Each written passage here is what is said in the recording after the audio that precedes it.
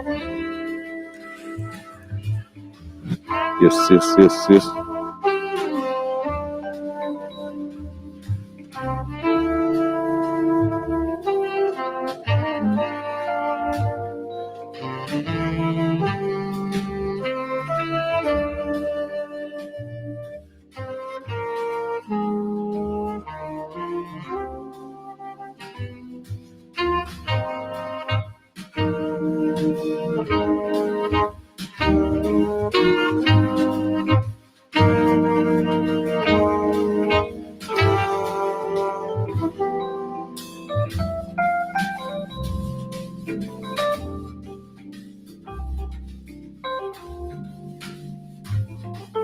For the education sector, bringing together leaders, teachers, parents, and experts to strategize on improving basic education, focusing on strengthening foundations like ECD, literacy, and numeracy, and align with national goals like the G20 agenda for a resilient, future-fit system.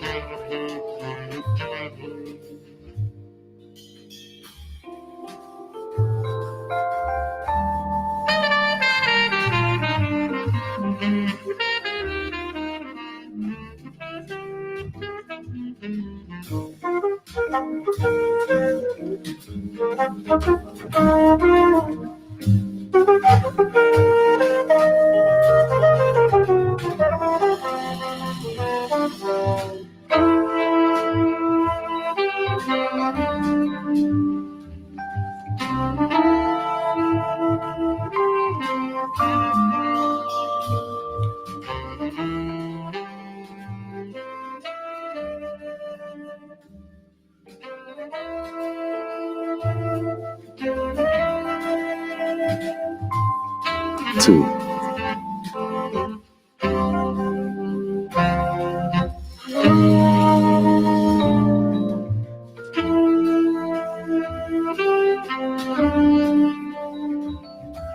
Yeah, two.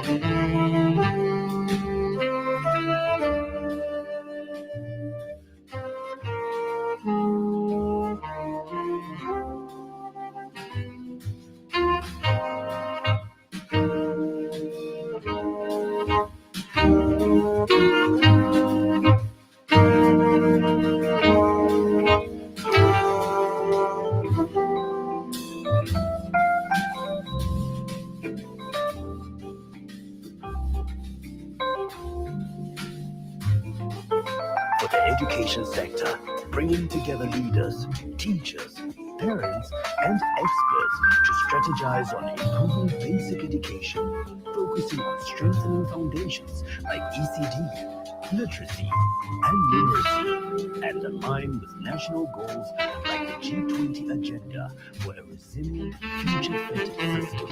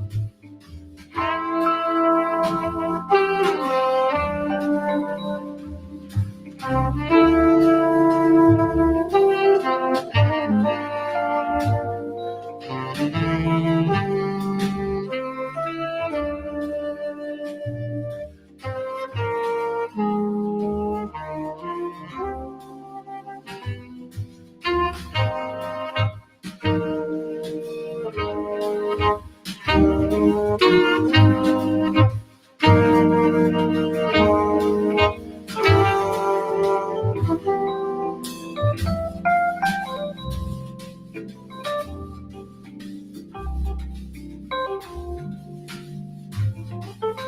the education sector, bringing together leaders, teachers, parents, and experts to strategize on improving basic education, focusing on strengthening foundations like ECD, literacy, and numeracy, and align with national goals like the G20 agenda for a resilient, future-fit system.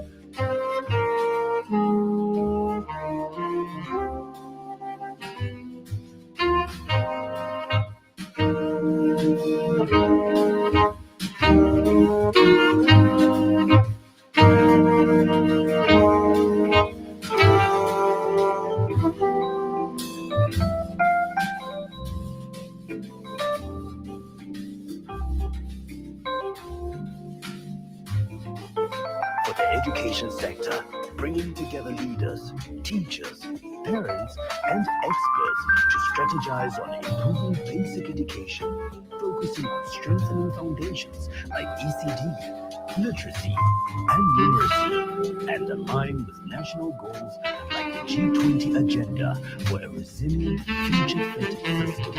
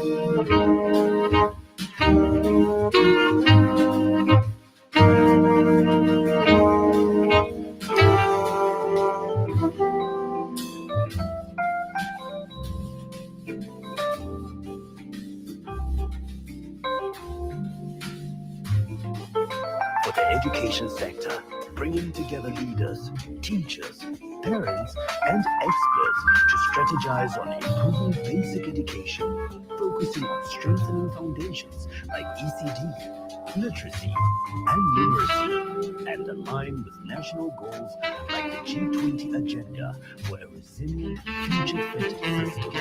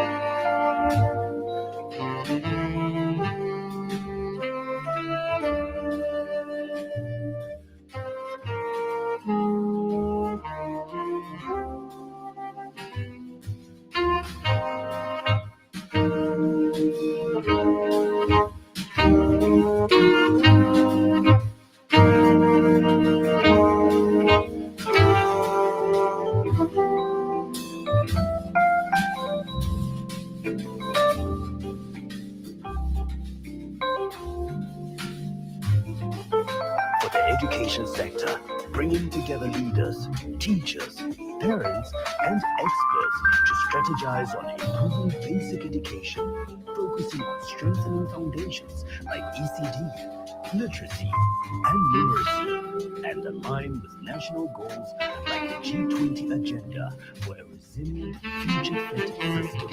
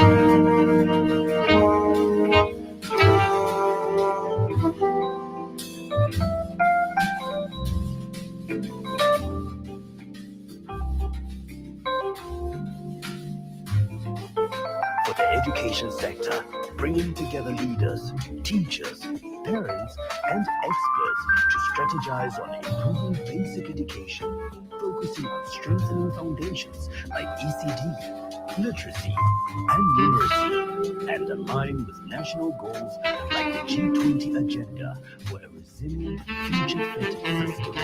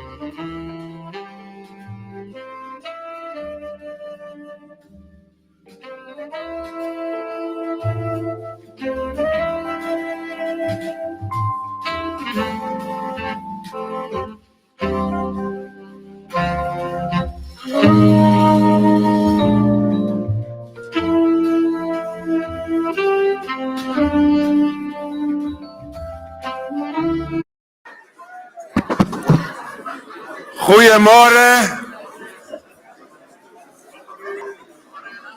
Orde alsjeblieft.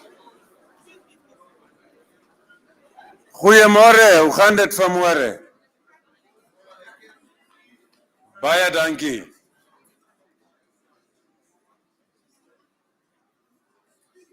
Thank you very much.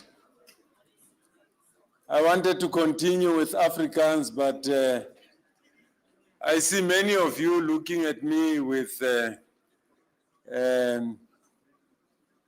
frowned faces, which means that you are surprised that I'm speaking my language from the platteland. Good morning, DM. Thank you, colleagues, for being on time today. This is education. That's how things happen. You can't afford to be late in education because we are preparing citizenry of the future, of the world, of the continent, and of the region. The President will be addressing us today. I'm going to call on DM as she settles to come and usher in the first session, because the program says, DM, that you are still the chair. According to my program, am I right? Day 2, chairperson, Dr. M.R. Mohaule. I'm reading from the program, like reading this into the record. Okay. So thank you very much, colleagues. We went until very late last night. Give yourselves a big hand of applause. And also those who are online, thank you for staying on from the beginning up to the end. You'll be my first choice all the way, even in my next life. You'll remain my first choice. I'm now going to request you to join me as we welcome the Deputy Minister to take the podium and start the first session. The time is 0900, according to my device. If you say according to yours, you still have a minute or two, I won't argue. Let's welcome DM as she takes the podium.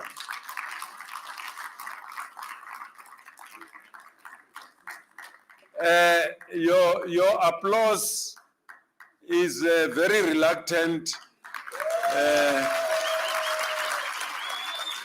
Yeah, the first one was a bit impoverished. This one is a very good applause, which sounds like, DM, we are welcoming you. No, I must bring you up here. It's my job. Accept.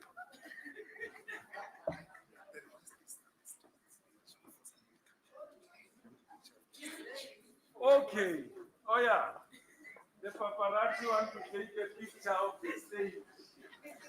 And they want to take here the picture whilst I say this.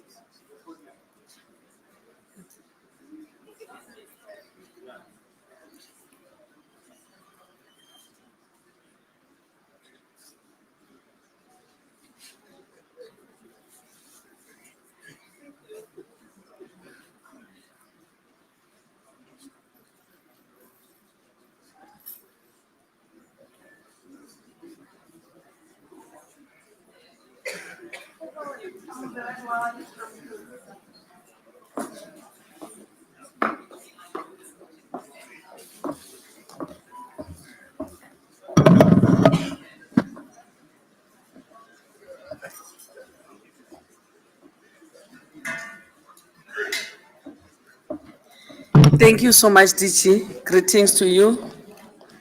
Greetings to all the delegates in the meeting. And good morning. Good morning. Yeah, I can see that it's a good morning today. Almost every table has people. Almost every table. I'm looking around. Almost all the tables have people. And we really appreciate. And thank you very much for keeping to time. That we said that we start at 9 o'clock, and now it's 4 minutes past 9. It's not our making. The DG was here on time, I was here on time. It's Tepo who disorganized us. So, so DG, I don't want us to waste time because our time is extremely limited. I want to call upon the panel for innovation and partnerships for future ready learning. This is what education is about. We cannot do it on our own. We do it with partners. We do it with experts. That's why I always say, as education, as a sector, as a department, we cannot claim victory over anything because we work together with partners. That's why we brought all these minds together, that how can we shape the education of South Africa to the level where it's supposed to be.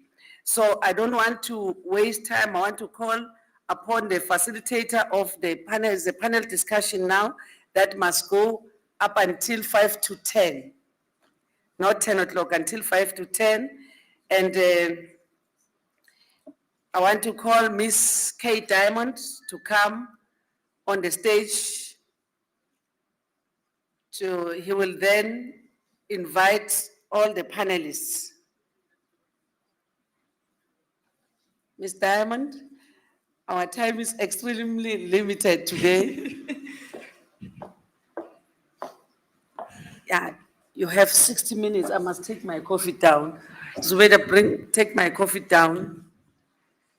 So I'm giving to the panelists to take over. I will come again at 5 to 10. Over to you, ma'am. Thank you, Deputy Minister.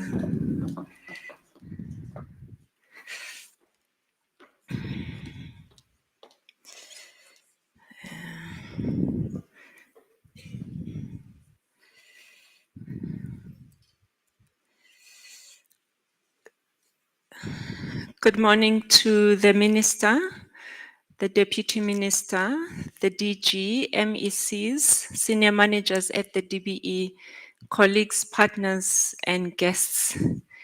Today's topic for this session will be looking at collaborations to enable maximum impact in the provision of quality education.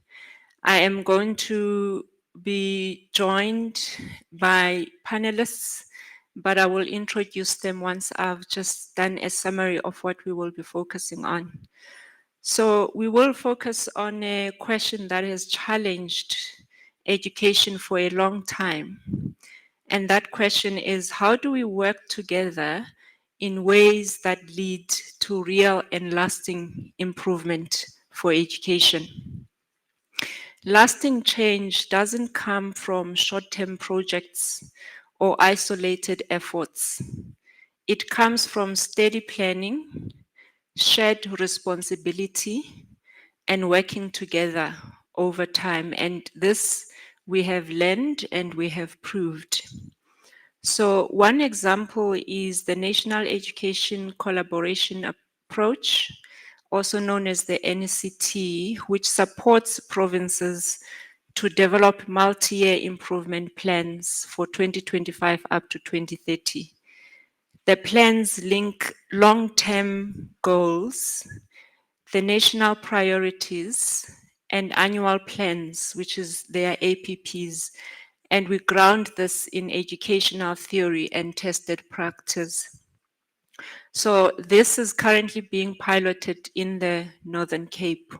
So these plans are then to help the province focus on steady improvements over several years instead of short-term focus. They are also intended to assist the province to build internal capacity to plan, to track progress, and adapt, keeping departments in charge of their own results at the same time recognizing who the stakeholders are in the province that they should be partnering with, collaborating with, and leveraging for the work that they need to achieve. Thirdly, the plans align priorities with resources that they have as a province, and they simplify reporting by connecting daily work to long-term goals. So today's panel will explore how government, civil society, business, and philanthropists, as well as international partners, can collaborate effectively with clear roles, shared accountability, shared values, ownership to belong where it belongs. And this is something that is often emphasized by Professor Mary Metcalf, because the tendency is to want to take the responsibility away and the ownership away from government. So to open this discussion, Dr. Sizwe Nxasana will share his reflections as a provocateur for us on what meaningful collaboration looks like when the goal is lasting change in education. Please help me welcome our panelists to the stage.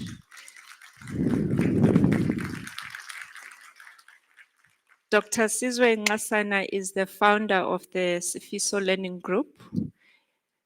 And then we have Ms. Gail Campbell, the CEO of Zenex Foundation. We also have Ms. George Barre, Country Director of the British Council.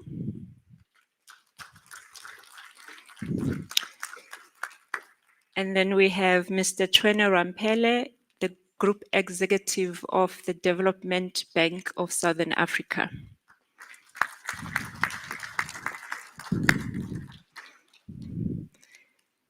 Over to you. While Mr. Twene works on stage, you can take over, sir. Thank you. Good morning. The protocols have been established, but I have to recognize the DM and the DG. So I'm going to start off by just talking about collaboration, which is a topic that I'm really, really interested in and have been involved and engaged in for a while, especially since I came into education about 10 years ago. I'm still very young in this sector.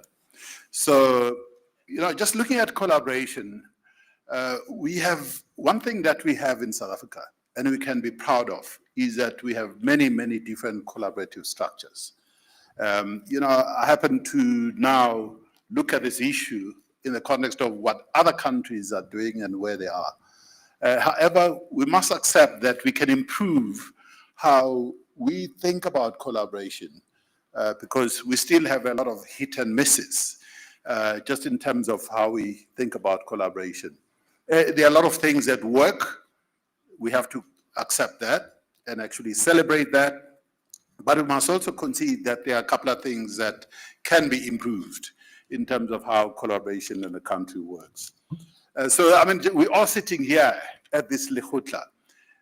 This is an amazing thing, actually, when you think about it. We take it for granted as South Africans that civil society, teacher unions, funders, we all sit together and talk about the strategy for the department, and we engage with the strategy. So we're not just sitting here with the department talking to us, or, you know, we're sitting here all engaging together. It's an amazing thing that often we may not reflect and sit back and think about, but it's an important thing that we have in our country. Of course, we have structures where we have single entities. You know, when I started the group, the education group that I started about 9 years ago, the whole idea was to innovate on learning and teaching, integration of technology in the classroom, on a whole lot of pedagogies and all of these kind of things. But the whole idea was always to work with a big system. And there are a lot of other entities, single entities that do exactly that. No, there are pros and cons to this because, you know, when you work with a big system, sometimes, you know, there's a tendency to just do little projects that do not make any meaningful change around the lives of learners. And we've seen recently, you know, formations such as Float as an example, where you have a coalition of the willing coming together, working with the department to address particular issues, maybe reading, it may be whatever, it may be mathematics, and so on. And again, there are pros and cons of this structure, and you see these structures in South Africa. If you just take the NECT, and I'm really privileged to have been part, you know, of the beginnings of the NECT way back in 2012.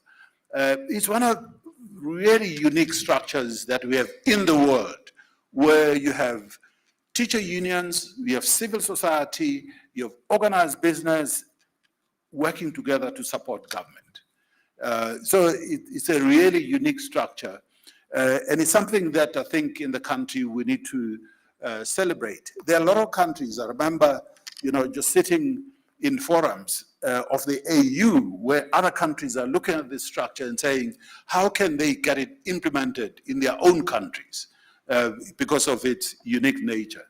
And one of the things that often we forget about is the importance of teacher unions as a partner in addressing learning outcomes. You know, very often when we talk about collaboration, we talk about business and maybe NGOs, civil society and government. But unions as its distinct, you know, formation, which are, as we know, you know, are embedded in our constitution of this country, are a really important partner in advancing. You know, we have 5 teacher unions in this country, and it's really important to be able to work together in addressing some of the fundamental issues, because after all, they represent people who are on the ground. And of course, civil society is important. So just putting this structure together, because it's quite an important structure. And more recently, in the recent years, we, especially in the ECD space, but it's happened in other areas. Some of you may be aware, we're now part of the Education Opportunities Outcomes Fund. It's a social impact investing structure. It's quite complex. It's quite complex in a number of respects. I mean, some of these structures have been implemented in other countries, but in our own country, normally what you have is a situation where you have international donors, because they're like the EOF is an idea actually that came from outside the country, you know, coming together, coming to an agreement with government, and then bringing partners who may be investors into the picture. Some of these investors are actually looking for returns. They're looking for a profit out of the work that's happening for social good. So it introduces a lot of different complexities where sometimes just getting the agreements together, like in the framework and the context of our country, if you're going to partner with government, then it's not just a Department of Basic Education. Then you've got to bring Treasury as an example, because there are certain things that are going to impact on how this thing works. But it's an interesting structure. And social impact investing in the world has grown quite significantly. It's still nascent in our country, but it's something that I think we need to look at. We have an amazing structure as part of the government's Treasury Regulation 16 for PPPs in South Africa. And it's worked amazingly well. One of the key reasons why we are not having load shedding in this country is because we've attracted hundreds of billions of rands into building renewable energy projects that are either solar projects or wind projects. And I put this structure up because we know we have a major problem in this country with the delivery of schools, with the building of schools. We have overcrowded schools. And yet we have a structure in a very short space of time in the renewable energy space that is solving the problem that we were all suffering just a couple of years ago. And it says it's a structure embedded in National Treasury, managed and the oversight is at National Treasury in terms of how it works. And there are very clear rules in terms of Treasury Regulation 16 in terms of how this actually works. So I do think it's one of the possible structures that we need to consider, for instance, to deal with the infrastructural backlogs that we have in the country and the delays that we continue to see. So there is a shift that we require in this sector, in the education sector, in terms of how we think about collaboration. And, you know, for me, if collaboration is not strengthening the capacity of the state to do its work and fulfill its constitutional responsibility, then it's actually doing the opposite. And we see a lot of that in our sector, where people are doing, you know, projects. You know, as a person who comes from the corporate sector, sometimes corporates are driven by, you want to see banners and flags around a project, and you're spending more on marketing and PR than what's actually going to the ground, to the beneficiary. We see a lot of that in this country. So it's something that we need to be aware of. And of course, you know, all these partners, business, teacher unions, philanthropy, government, all of them have a very important role to play. I won't really, you know, go into detail. You can read the slide for yourselves. But, you know, it is important for us to continue working for the benefit of our children, because after all, it is about our children. So we must think about what we do. And it is important to really elevate the kind of collaboration and partnerships that we have in our country so that we can essentially make sure that we are benefiting our children. Thank you.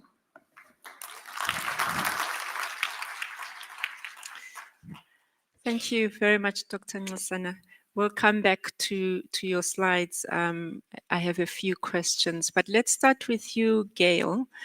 The Zenex Foundation has recently celebrated its 30th birthday, and that's how long you have been in the education system. So in your experience, what would you say, what distinguishes innovations that scale successfully through government from those that actually remain stuck at pilot level?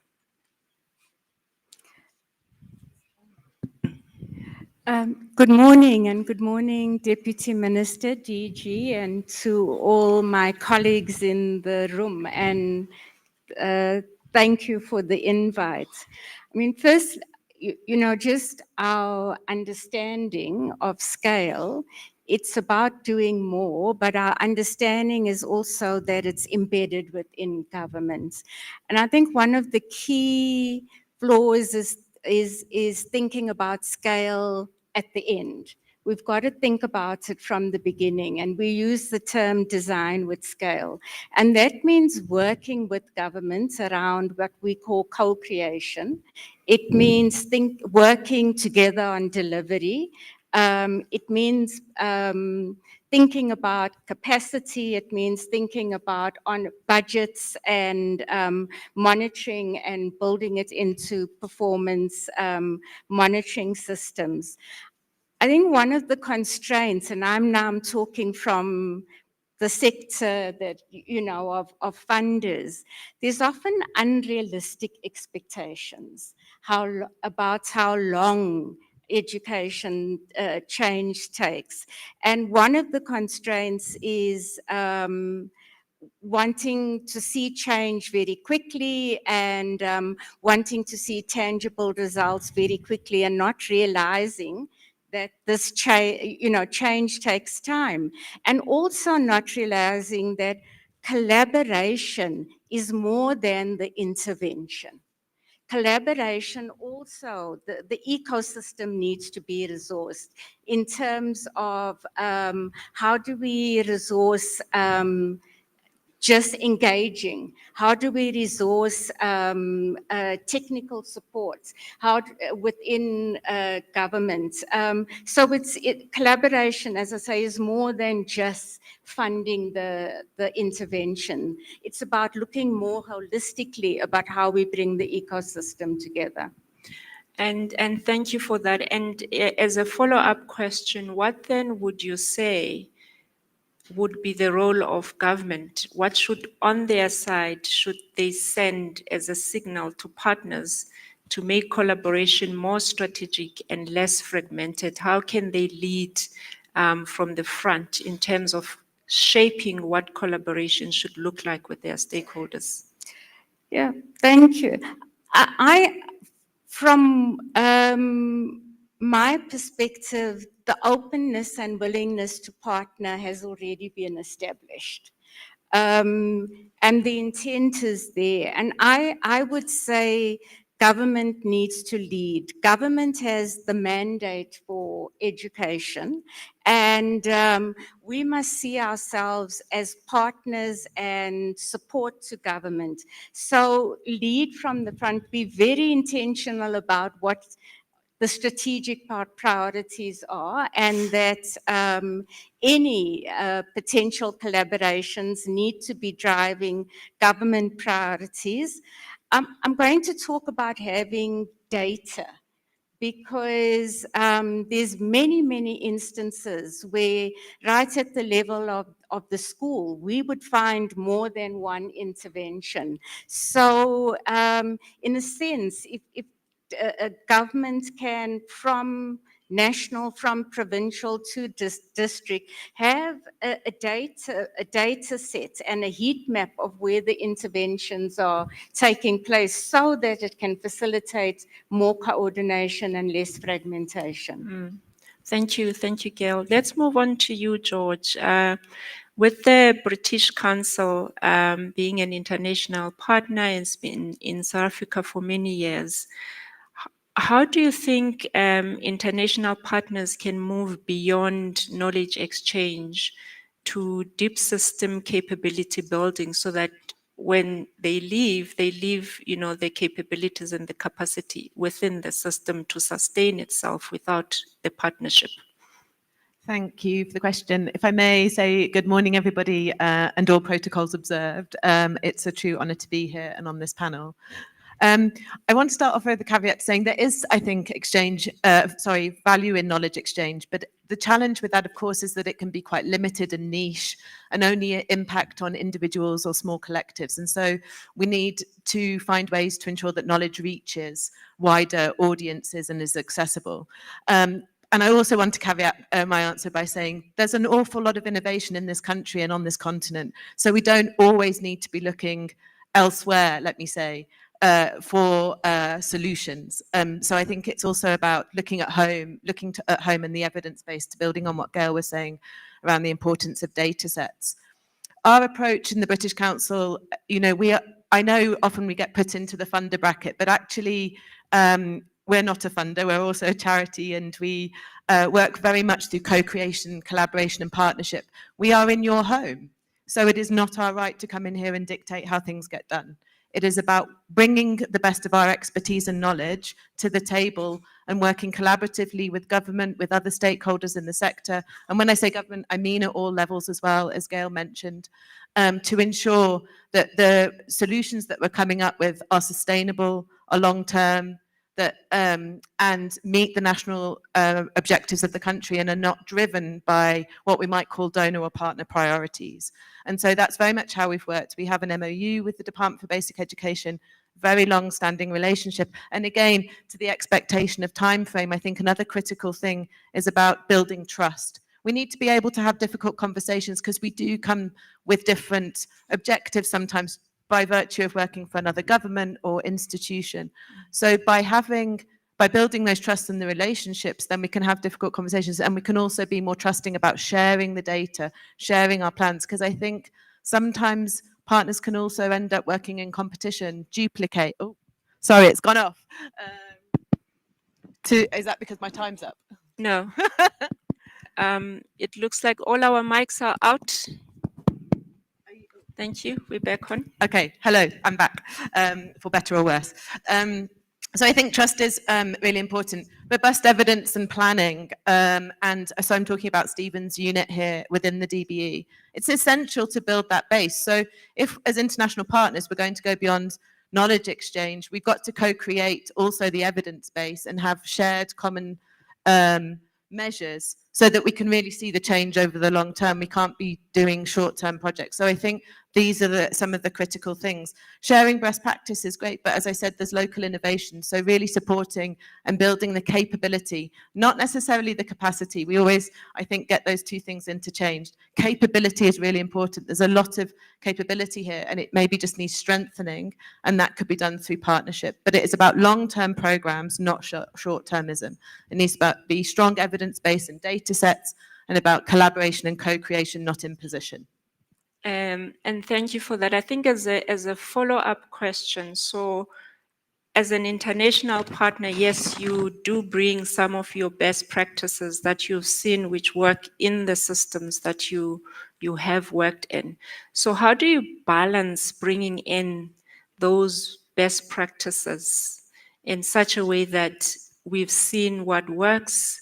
Yes, we take into consideration your context, but this may be an area of learning for this particular system. And so how do you broach that in a way that is respectful and appropriate so that it gets appreciated when it is presented? I think this again comes back to my point about trust and building the relationships and understanding between, say, for example, the different units within the department and the different elements of the teams that work in the British Council or in other organisations that work with them, and sharing that information openly, but it being open to the criticism of that's not going to work here, but this might if it's adapted in this way. I think there's also thinking about how we could have a list of non-negotiable global standards and frameworks. And if we look at the agreements and commitments and the excellent hosting of South Africa of the G20, I just want to nip that in, around safety and curriculum and integrity within the education system. What does quality teaching qualification and standards look like, for example, and data privacy? So these are some things that we can get commonality on, and then we contextualize and we make sure that the interventions respond to the local need.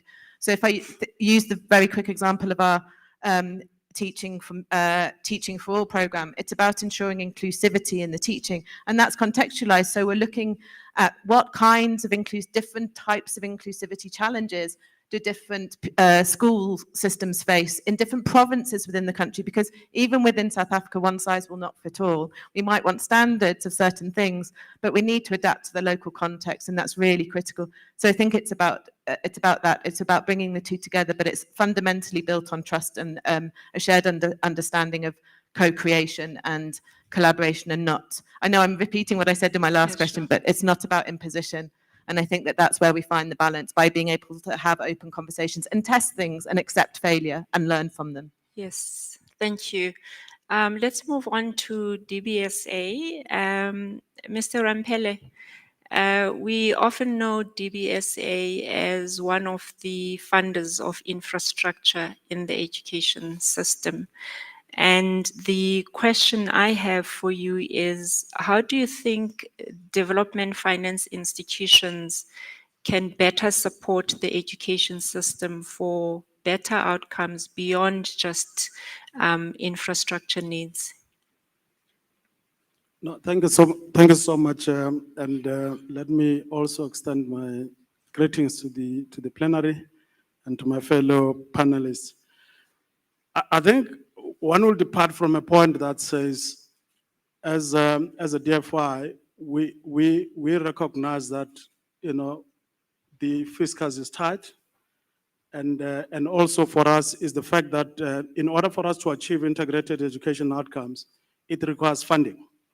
And you can talk about whether how much funding is required, but the fact of the matter is that it requires funding. And then given our history, I think there is a lot of backlogs, there is a lot of things that we need to then cover. And that's why I think we get to then begin to capitalize also on the issue of collaboration, because collaboration is a currency now. And we should really capitalize on that to then say, how do we then begin to leverage all of these resources together and beginning to deal with the matters that matters in education. And I think for us, DFIs, for me, in their nature, their competency basically revolves around resource mobilization.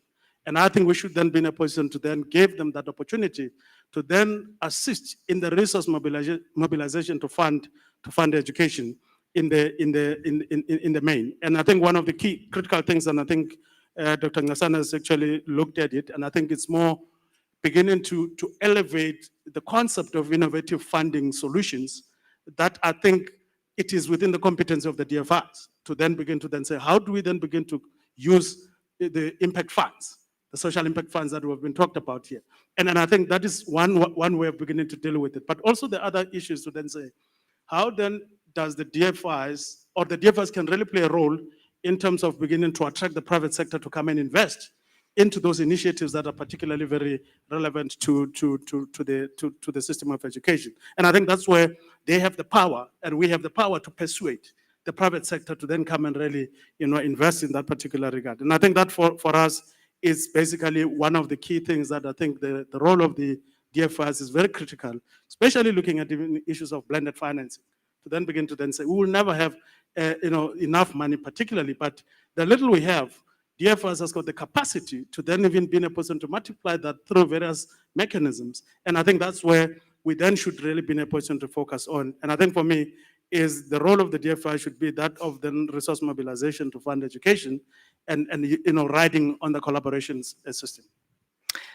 And apart from social impact bonds as an alternative to funding education, we've also seen socioeconomic development funding as well from the private sector.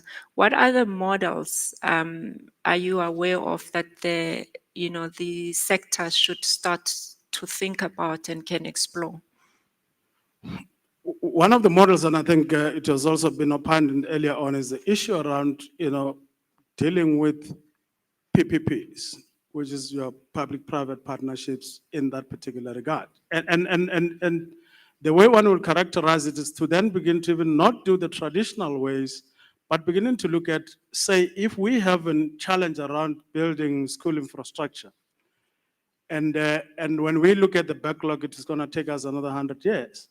So why should we not maybe pursue an idea of then, beginning to then say, for those that have got that capital, build the school, and then we will then be in a position to then give you a certain years to operate.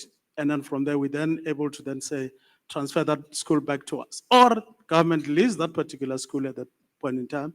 And we don't have to really find ourselves trapped into, the nitty-gritties of constructing these things. But we say, let's pass the risk to those that are interested in that. People have got land. At some point, the challenge you're sitting with is that they've got the land that we need as government.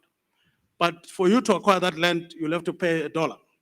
And that becomes quite much more, a disincentive. But rather than saying one of the mechanisms led to a hybrid model, you build a school on that particular site, then we are able to then come back and say, we lease it from you. Then the amount of money that we wanted to pay for that school, we can pay it over a particular period of time. I think also from our side as the DBSA, we also have a particular mechanism, Nxasana, of then saying, we then do the front loading to then say, but that front loading depends on what you have, is then basically front loading the grants or whatever the funding that you have.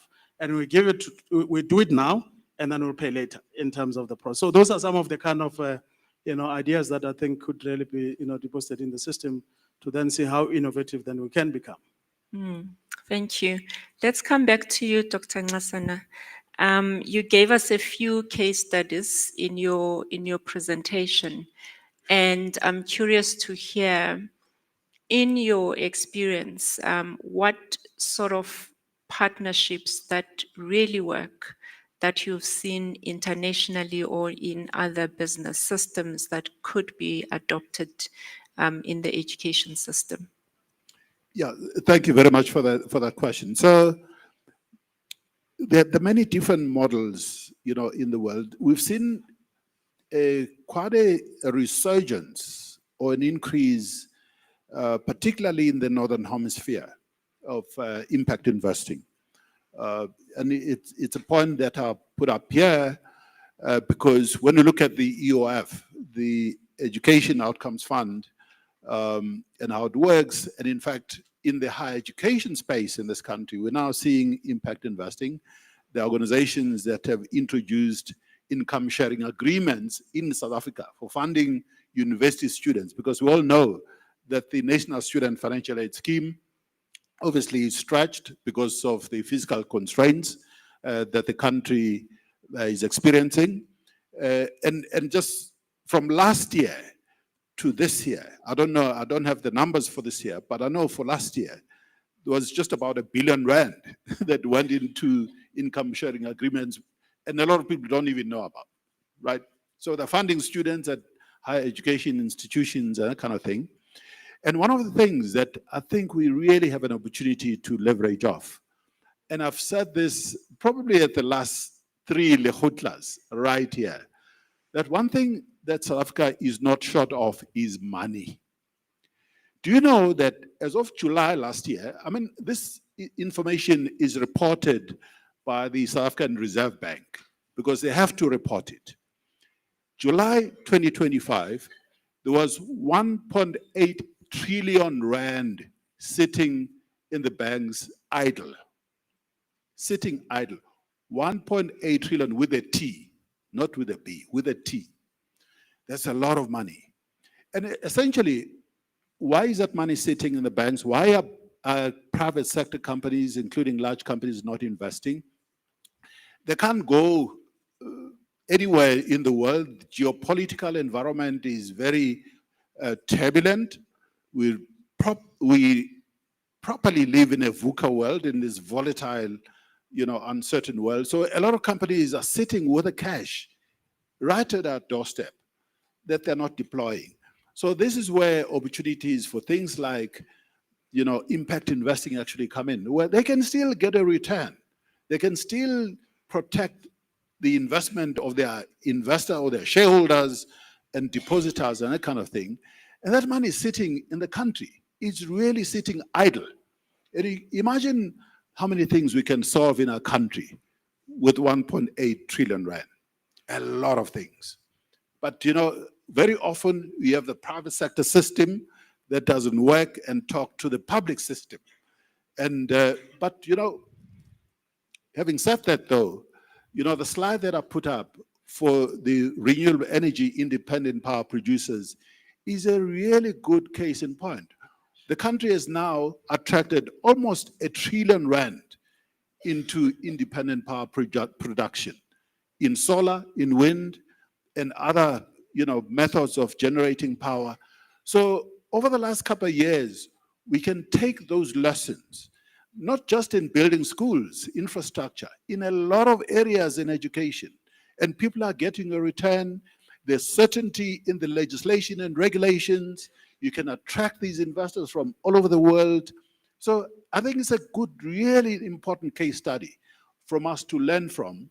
And maybe DG and DM, just, going to DMR, sharing, because sometimes, government itself works in silos. Sometimes government itself doesn't collaborate. We talk about collaboration here, So there's a lot to be learned by how did DMR and the Department of Energy solve the problem. Obviously, there was a crisis, but they found a solution to the problem. We may not talk about the crisis that we have in education, but we have them. We have a lot of them, right? We have a lot of them. So we have a crisis in mathematics, we have a crisis with buildings and infrastructure and schools and so on. And we can solve a lot of these things with money that's lying fallow and lying idle. Thank you. And thank you, sir. And what, often with collaboration, we just start and we work, we have a common goal, we have money. What we often overlook is the aspect of values that inform the engagement. And in your experience, why is that important, and what are some of the key values that partners must consider when they come together as a non-negotiable? Well, one of the key things, and in fact, it was mentioned by my panelists here, the issue of trust and certainty. I think in South Africa, we must accept that we still have a huge trust deficit. And it has to do sometimes with the ownership patterns that we have, like who owns the economy. There's government this side. There's people who hold the money on the other side. And very often, there's a mistrust. I think the GNU, in an interesting way, is now starting to bridge that trust deficit that exists, particularly between the public sector and the private sector. I mean, you now have Business for South Africa, as an example, and it started during COVID. I was a chair of the fundraising committee of the Solidarity Fund, and we work with Business for South Africa. In a very short space of time, just 3 billion rand showed up from the private sector to fund vaccines. I'm telling you, within 1 week, 3 billion rand was just there, and people paid it. Some of it came from single families, 1 billion rand, just pay a check.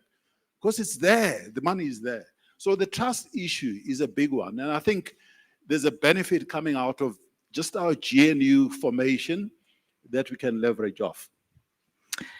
So as we close off the session, I want to hear from each of our panelists, and I'm going to start with you, Mr. Rampel, and then we work our way through. If we were designing South Africa's collaboration ecosystem from scratch today, what is one rule, structure, or incentive you would fundamentally change in how we do things currently or introduce to maximize impact for learners through collaboration? Thank you so much. I think for me, it's not even what to change, because, it's just about what is the existing pattern or what is the existing models. But I think it's just more to introduce, for me, what I call the school community partnerships. Because I think one of the critical things that we really, and I think it has been opined before, is that we need to start ensuring that communities and the school, there is that particular kind of great, partnership. So you can't,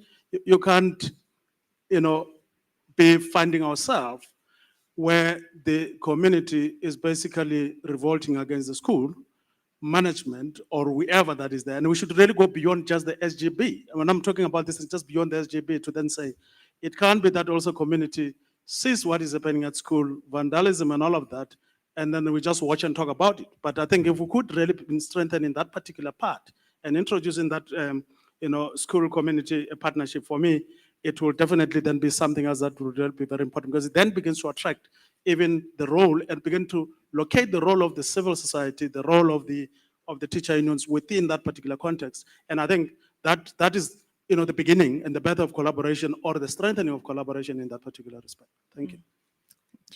George? Thanks.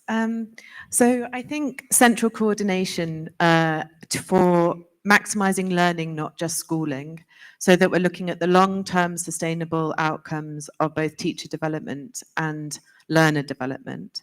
But this does require coordination fundamentally, so that and I'm thinking, to the point that you've asked me to speak to on international partnerships, I'm looking to the DBE to bring us together so that we can share more openly what each of us are doing to reduce that duplication and prioritize equity over efficiency, because that's what I think happens at the moment sometimes. Thank you very much, George. Gail? I think my fellow panelists have already mentioned the need to have an ecosystems approach about who's in the collaboration, and also the need for coordination. I would also add, and the points about needing structures to govern the collaboration, structures that can inform decision-making, structures that clarify roles and responsibilities. And the building of trust is an important factor. And perhaps I can say from the point of funding, and in a resource-constrained environment, there's often a sense that money drives decision-making. And I think we have to accept that government must lead, and that money is just but one resource.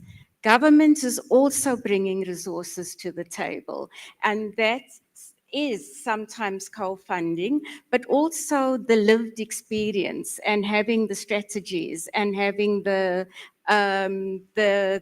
people to support the collaboration on the ground. And I really think we mustn't have this one issue that money, the people with the money are going to drive the decision making, and that government must take the lead.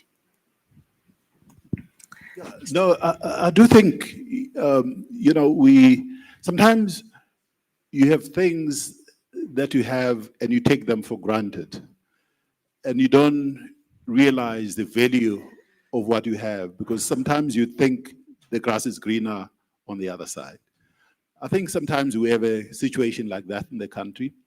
You know, we have amazing collaboration structures. And sometimes, you know, egos and sometimes politics sometimes want to destroy those things that we have.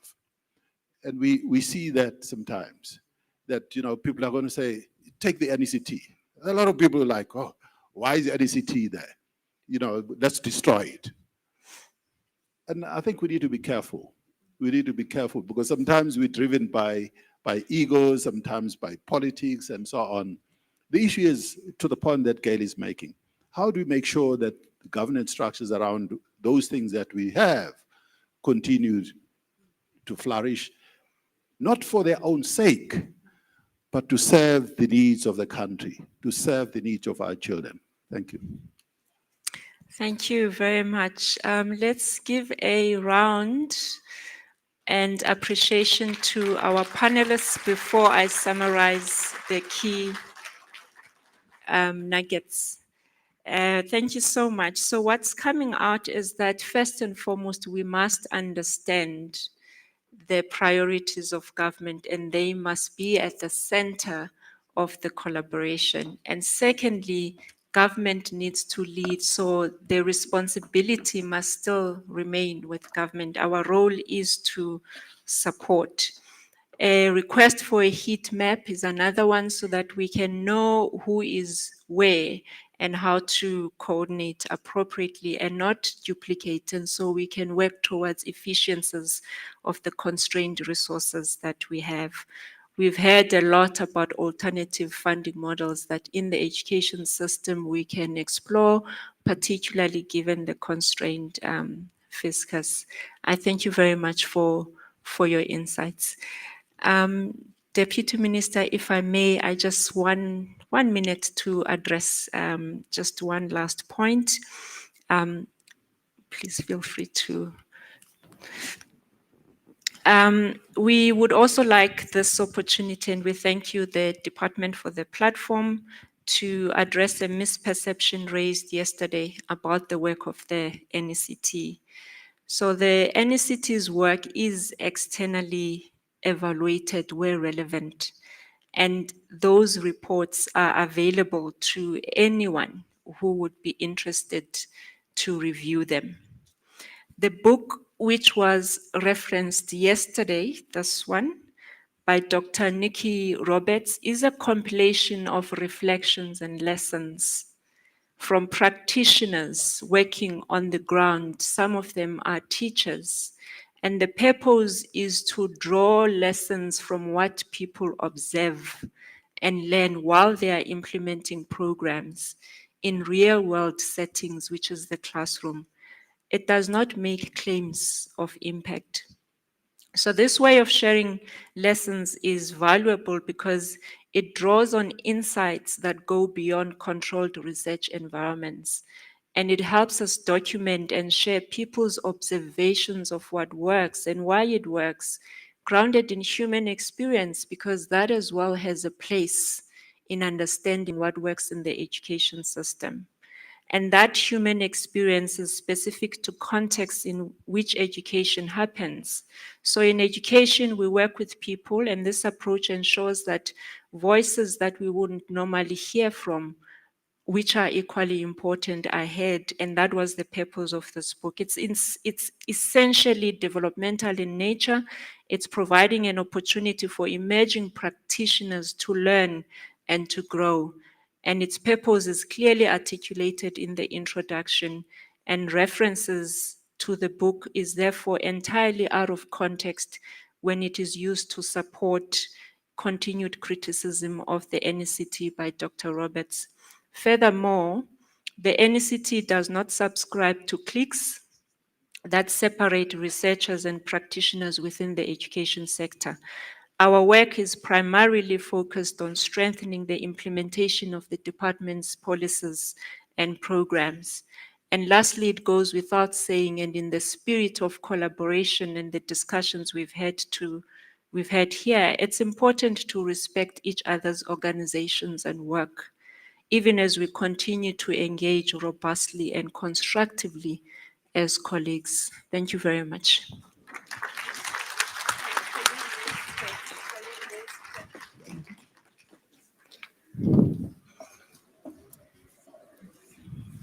Can we give them another big round of applause before? Minister, I didn't do things right. I didn't do justice to Kanyisa. I didn't introduce her. Now people sees her, they see her sitting here in front, not knowing who she is. But what I want to say, let's be in one meeting, is that we need to look at the role of innovation, collaboration, and strategic partnership in building education systems that are responsive, resilient, and capable of preparing learners for the demands of the rapidly changing world. We cannot do this as education alone. We need partners. So it's important to share experiences, to share lessons and best practices to maximize the impact in the provisioning of quality education for all. So I want to officially now introduce the facilitator.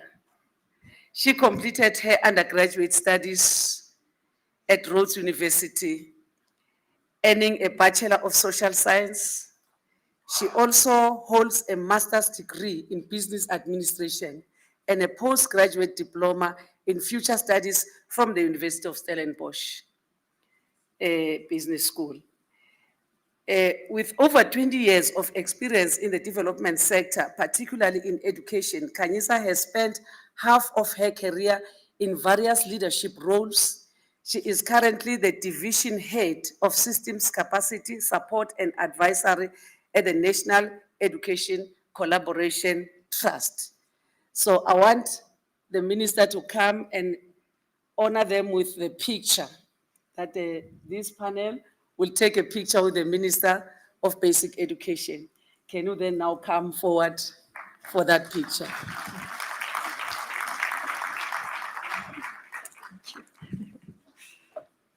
So,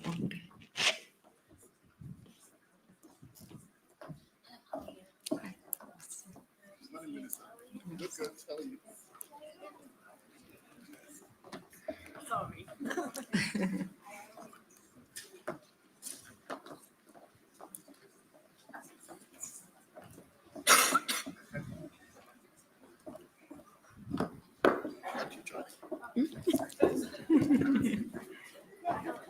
yes.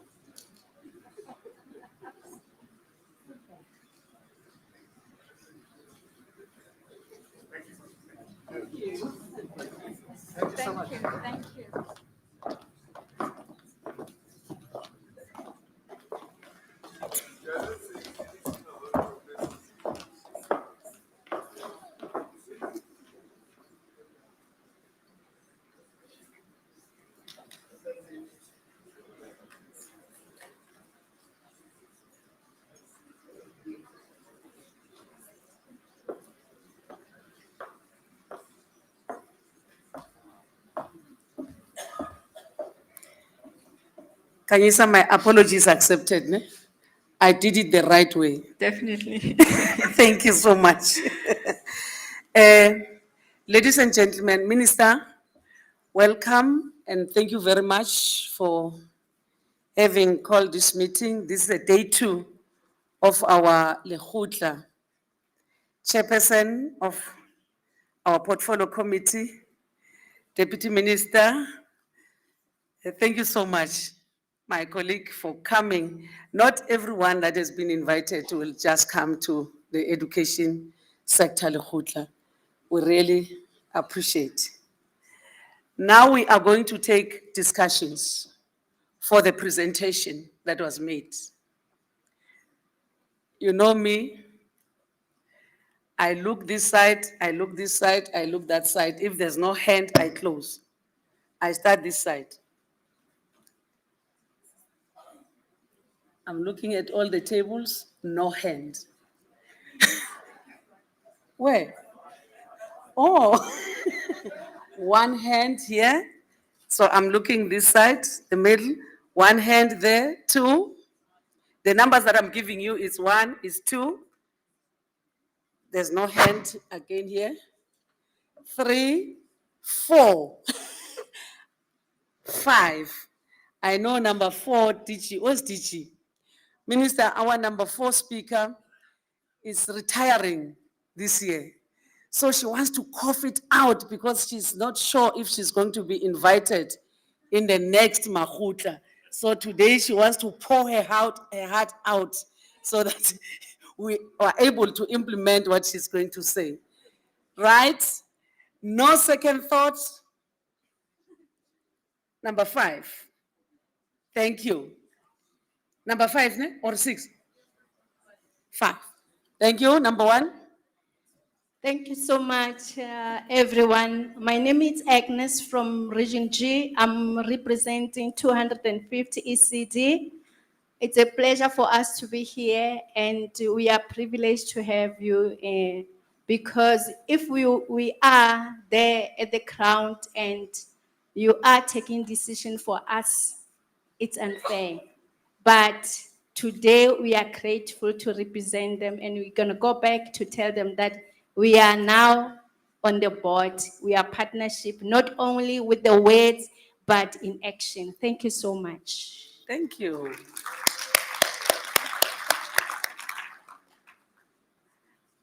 Oh, you're done. Oh, thank you so much. It's a message of appreciation that now we no longer do things for them without them. Number 2.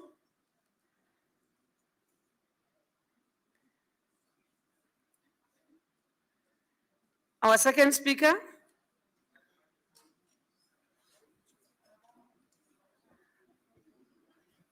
Thank you, Deputy Minister. Duduzi Kwabe from the Catholic Institute of Education. Can I just start by appreciating the panelists that were there, quite interesting collaborations they were talking about. My question is to Dr. Nxasana about, could you clarify, is it education opportunities fund or education outcomes fund? I think we got a bit confused there. And he spoke about it, perhaps one of the things funding higher education students. And I can't help but wonder, then how different is it from the NSFAS, which is already there? Are we reinventing the wheel, or are we maybe focusing on certain, I don't know, what would be its focus?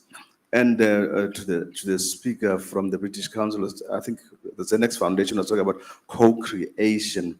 And perhaps just a bit of elaboration what we mean by co-creation instead of collaboration. Thank you. Thank you. Number 3.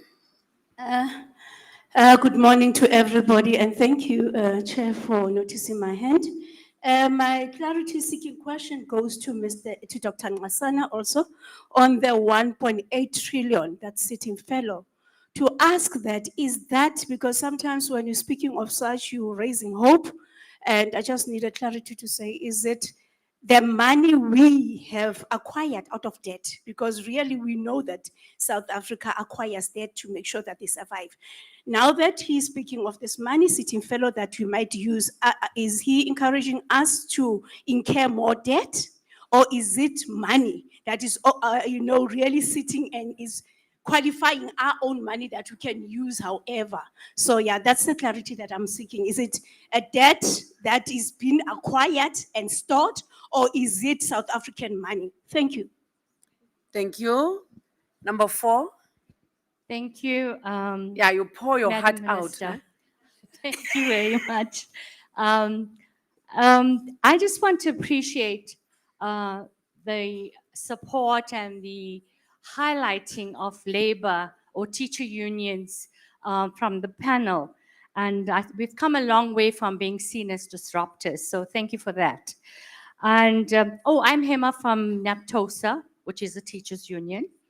And I'm happy that what was identified, that all funders should actually take the lead from government as opposed to bringing their own agenda.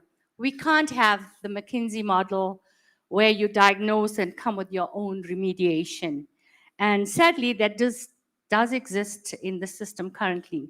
Now, NASCI, the body that collaborates with all the funders, the NGOs and NPOs, has plus minus 170 members. So hopefully everybody would be on the same page in what was discussed today. But more importantly, as a union in the public education and belonging to EI, we have a campaign called Go Public, Fund Public Education. It's not just local, it's international.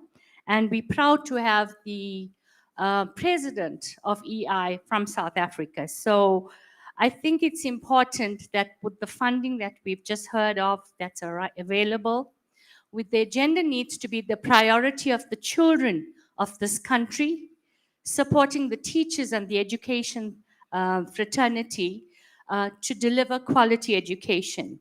Umalusi just approved the NSC, the biggest sitting of learners in an exam, that it reaffirmed the support and the faith in public education. And I think we need to respect that as funders and any other persons who's willing to collaborate. Sadly, from our perspective as NAPTOSA, we work with funders and other entities, private entities. Not every one of them shares the same agenda that was discussed on the platform. Some come with their own agenda, some with devilish ones, as we heard, where aspects from core subjects like digital, the digital concepts, digital skills, AI, coding and robotics, entrepreneurship, entrepreneurial mindsets are extracted from our CAPS curriculum, diminishing the CAPS curriculum's value. Now, we cannot allow that to happen. They single it out for their own purpose and their own agenda. We cannot accept that. We need to protect the curriculum. We need to protect public education. Thank you very much. Thank you. We expected more than that. I'll give you another opportunity if time allows me. Number 5.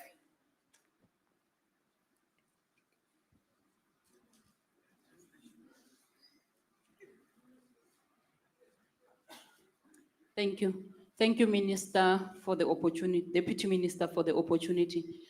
It is really heartwarming to hear the hope that is being raised by Nxasana about financing for education. All the good statements and plans that are being made at My this name is Lekgotla. Regina Mhaule. I'm from the Department of Basic Education. A very good demonstration, Deputy Minister. Thank you. Impressive. I am Khutsang Maroba from the National School Nutrition Program at the DBE. Thank you.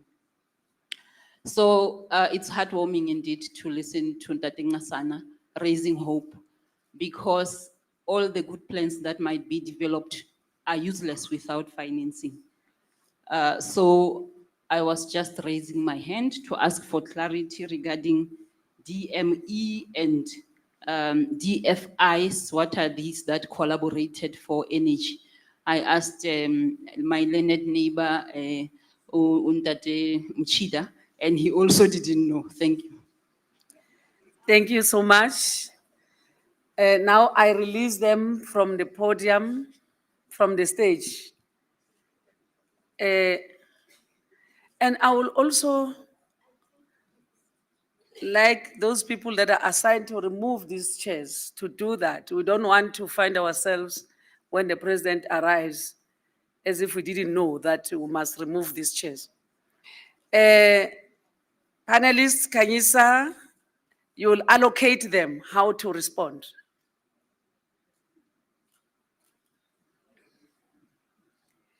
You still have your, if you don't have, can you run to her and give her a mic?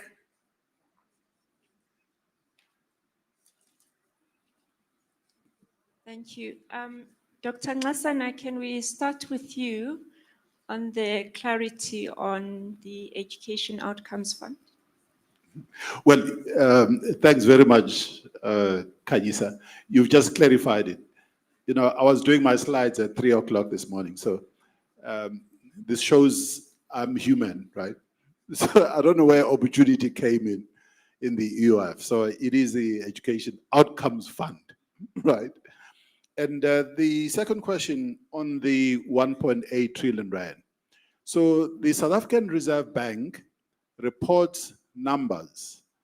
Amongst the numbers that the South African Reserve Bank, our governor, Disicha Khanyago, reports, is how much money are companies, corporates, sitting with.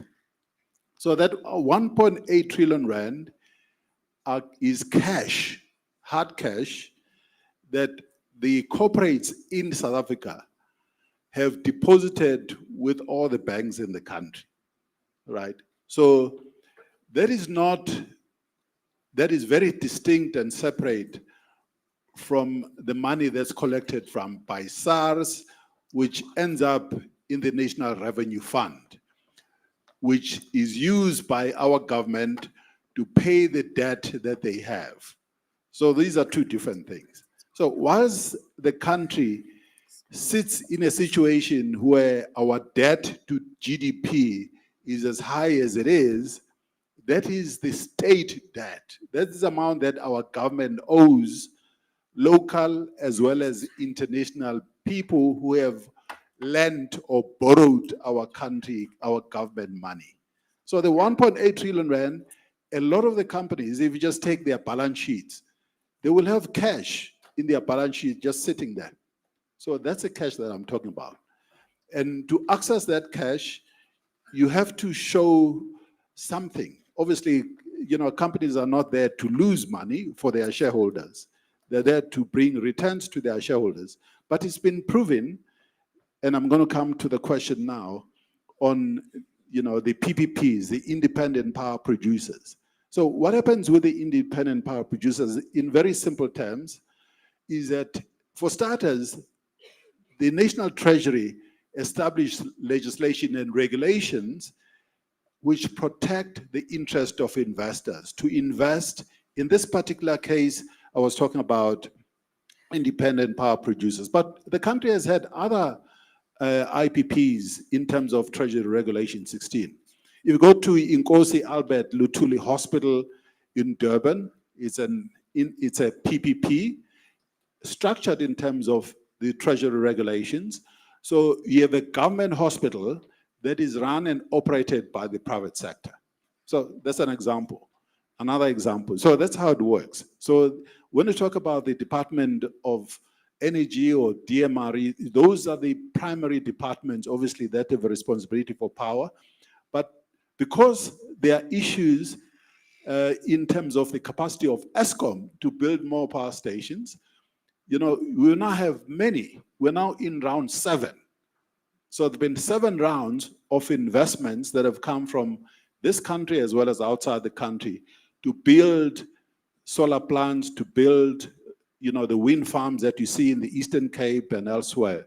So that's what that structure is about. And you can use exactly the same structure for building schools. Thank you, Dr. Nxasana. I hope that covers the question and brings the clarity required. I'm going to move on to Ms. Campbell, Zenex. The question was on co-creation. Please clarify that for us.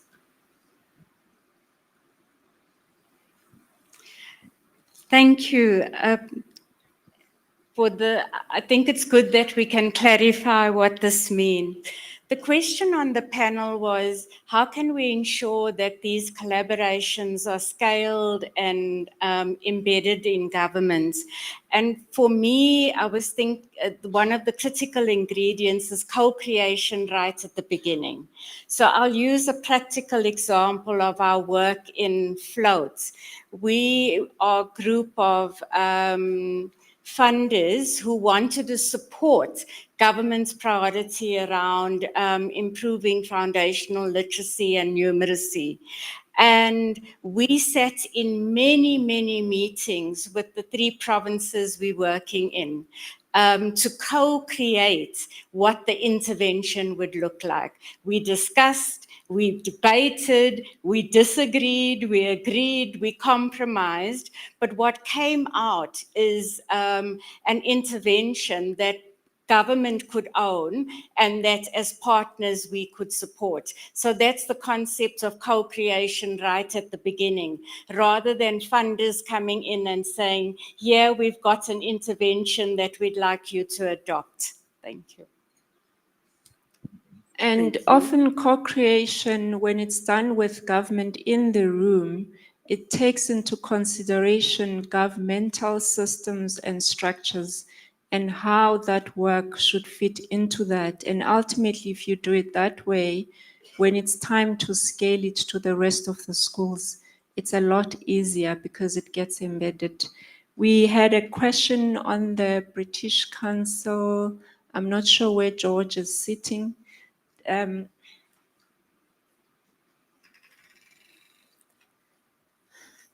have to run, eh?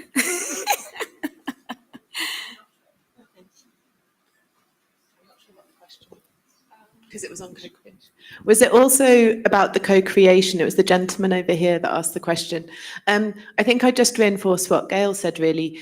For us, it is about having the difficult conversations, coming together and saying, this is what we bring to the table, these are the ideas, this is how we could do it, and testing those in the room with the different stakeholders, with government, with academics.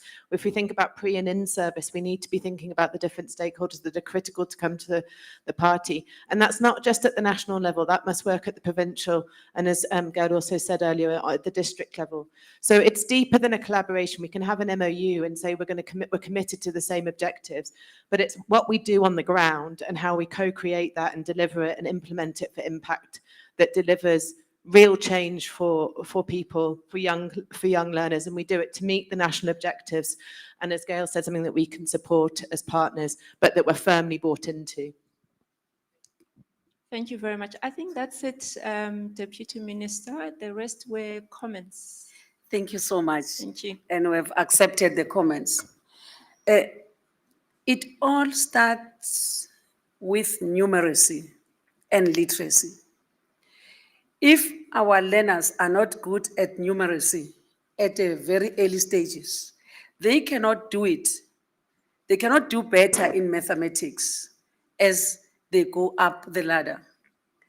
So I appreciate the response by Minister of Science, Technology and Innovation and the Minister of Higher Education and Training, and for their being here together with their officials, because this is where the foundation starts. We cannot wait until we criticize basic education to say, basic education, we're not doing right here. That's why we need the industry. The industry know exactly what they want from basic education, and basic education must produce what the industry will want, the material that will be best utilized by the industry to grow the economy of our country. But if they don't come here at this stage and wait until we did things wrong and then wait to criticize, it will not be good, because we are all serving the country. We are all working together for the betterment of our country, South Africa, and beyond, and in Africa and the globe. So it's very important that we work with the private sector. They have money, they support, they do all these things, but they must come at this initial stage that we plan together, we work together, we produce what they will want in order for our economy to grow, and which will address the triple challenge that we say: unemployment, inequality, and poverty. It can only be done with by education. So we really appreciate that as they were presenting here, they tell us exactly what we need to expect, and we need to work together with the industry. I want to take this opportunity to outline on the commissions. In the commissions, that's where we have to engage. Please, it's my plea and request that let's not run away. We are here to deliberate, to make an impact, to influence. And it is only in the commissions that we can influence decisions that are to be taken in the sector. And it's in the commission that will all freely participate, because there's sufficient time for all of us. Here, we were passively participating, majority of us, in actively participating. So now in the commission, we're all going to be given an opportunity to air our views. So Commission 1 will be about strengthening early development as a national priority. So that one will be in Terminal B. Those who feel that we're not doing well, we're not doing good at the early stages of education, please go there and make your input. Commission 2, strengthening foundational learning for a resilient system. Early grade reading and numeracy, which I said that's where the problem is. Let's go there and participate.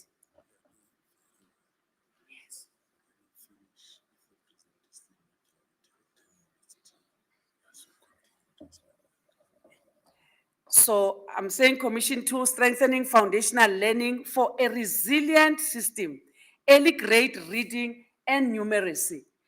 So that commission will be at King Shaka. If you want to participate there, when you go out, you just ask, where's King Shaka?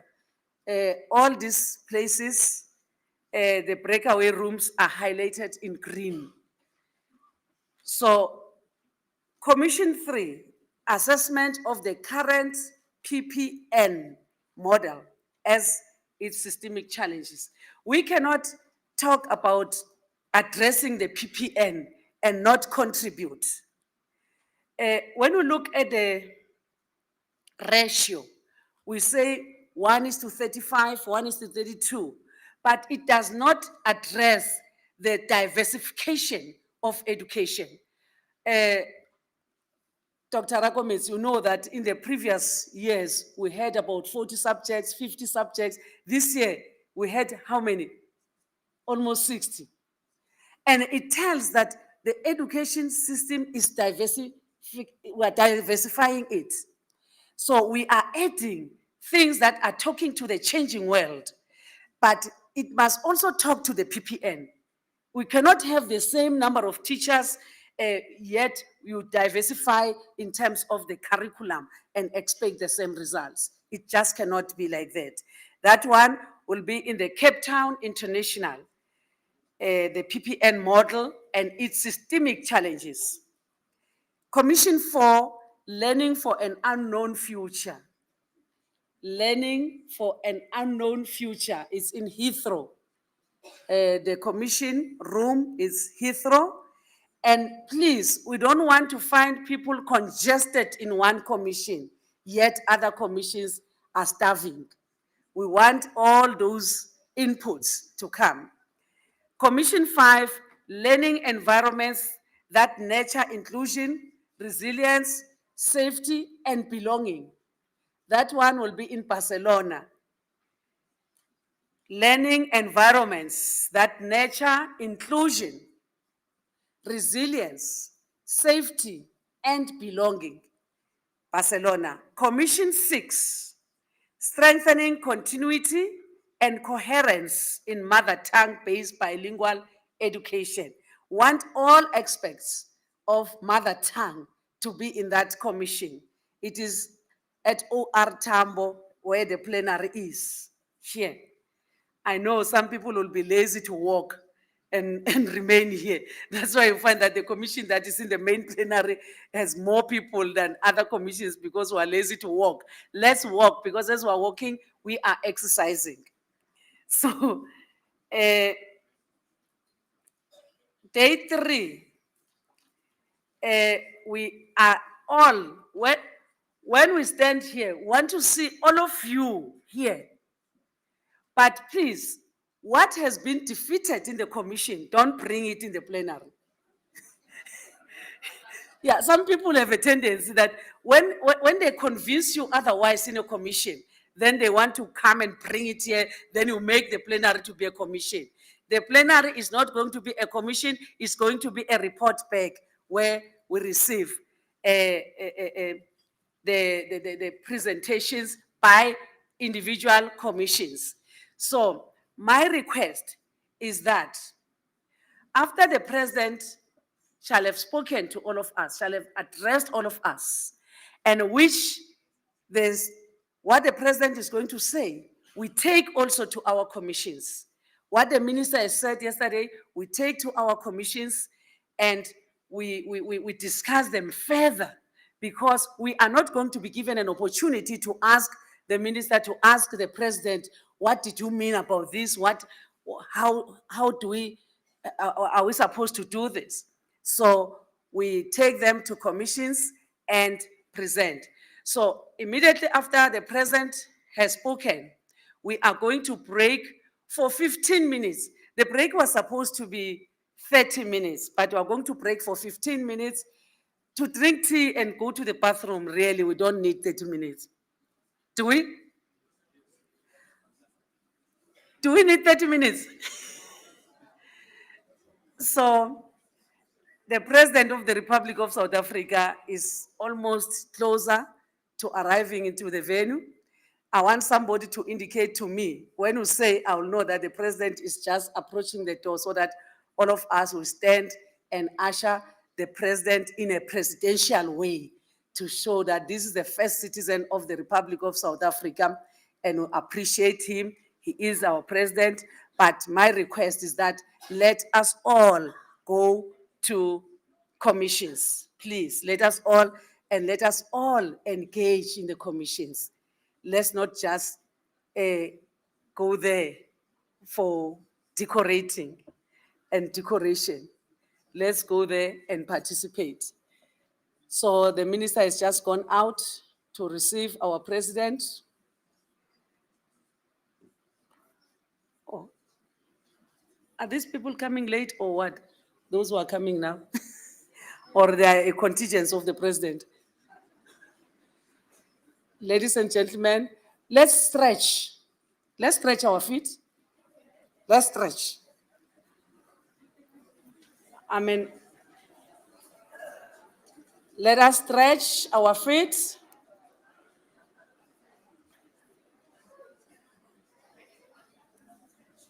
I don't want people to be sleeping when the president is speaking. That's why I'm giving you this stretching break. I'm giving you this stretching break.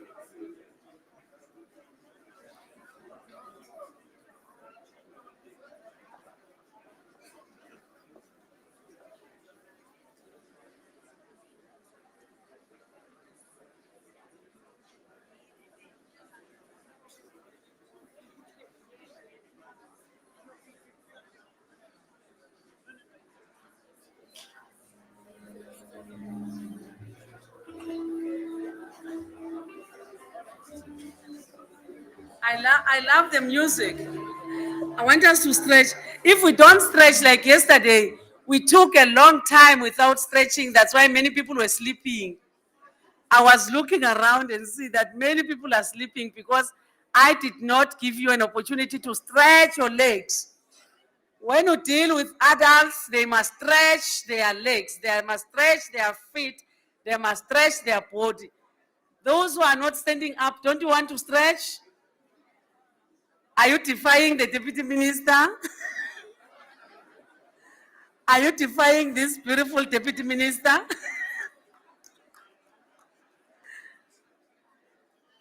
Shall we stretch our arms up? Arms up. Arms up. Arms sideways. Arms sideways. And shake them. As you stretch them, you shake your hands. Arms forward. Arms forward. Arms up. Arms forward. Up. Arms up. Sideways. Forward. Up. Sideways. Attention.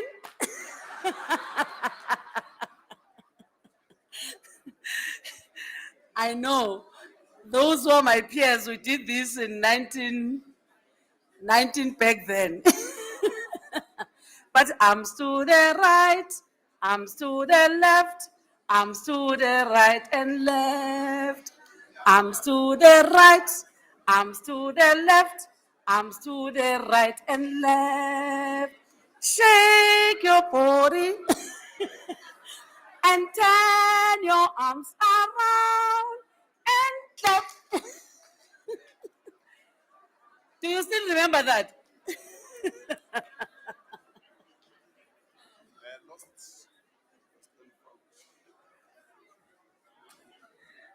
Lost and found.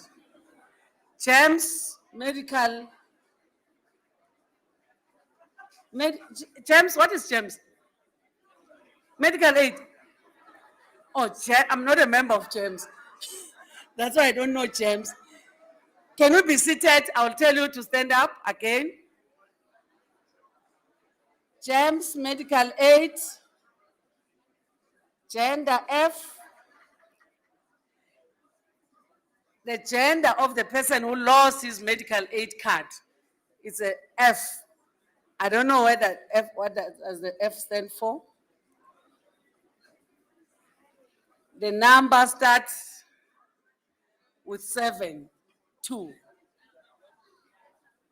Anyone was born in 1972? I think so. I think it's a matter of age, 1972. How old are people who were born in 1972? How old are they? Oh, they're still young. How can you lose your medical aid when you are only 50 something? If you are a bit shy to come and take it here on the stage, you will approach me quietly so that they don't see you, that you are the one who lost your medical aid card. It has 4 dependents. I'm just giving a clue so that you know. 1972, 4 dependents, F, female. Chairperson, I was asking the other day, when the protocol, they usher us to the airport, they keep our boarding pass.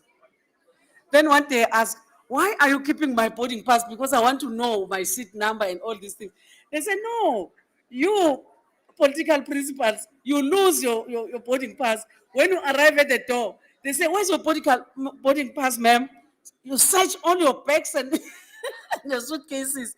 So that's why we keep your boarding passes with us. I didn't understand then, but now I understand. So same as this James card. But you'll quietly come to me. I'll be sitting there. Or we'll be going to commissions. You'll ask where the deputy minister is. Then if I'm home, I think the president is still getting a briefing as to how many people are in the hall. And I think the minister is telling him that the hall is full. And the hall was full from 9 o'clock today. Thank you very much. Unlike yesterday.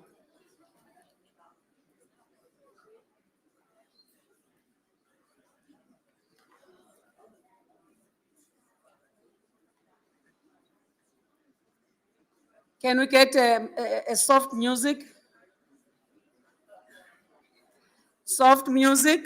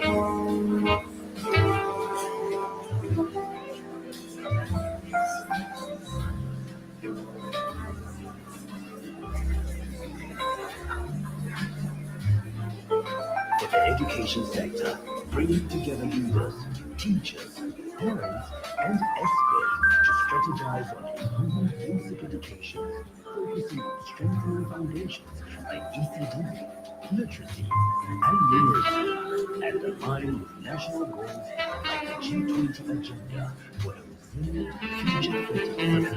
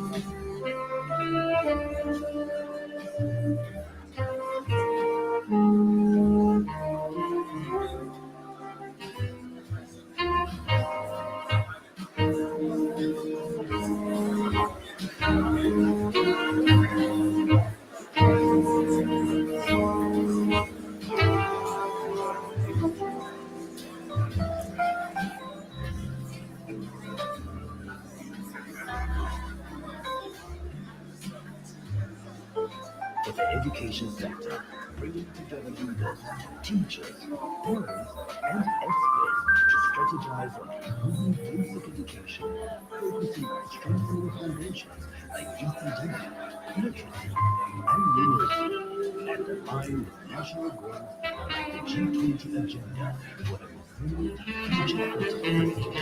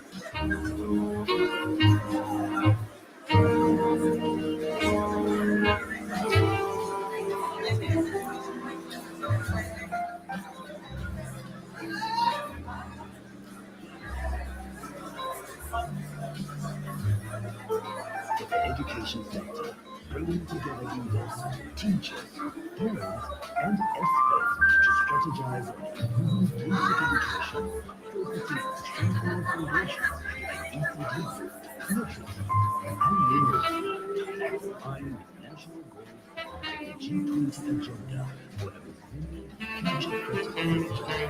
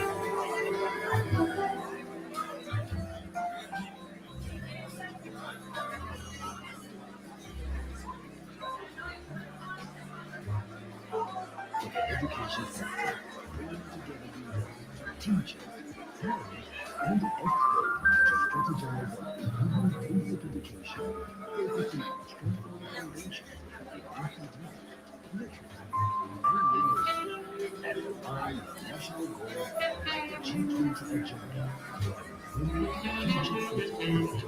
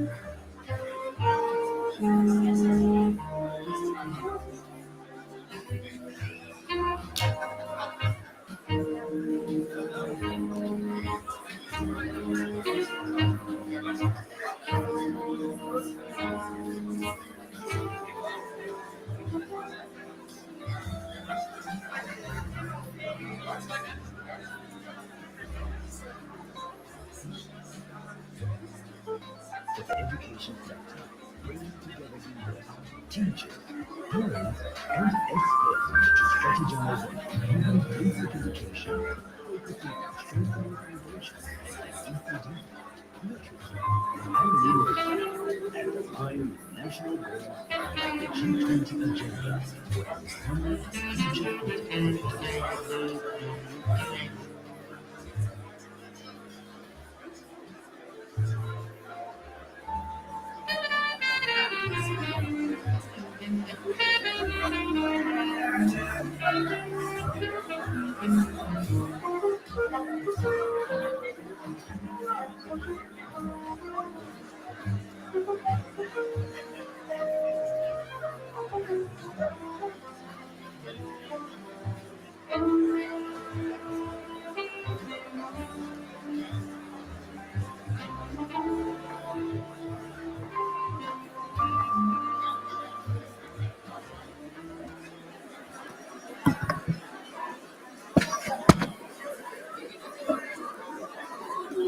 Colleagues, thank you very much for your patience. The president has arrived.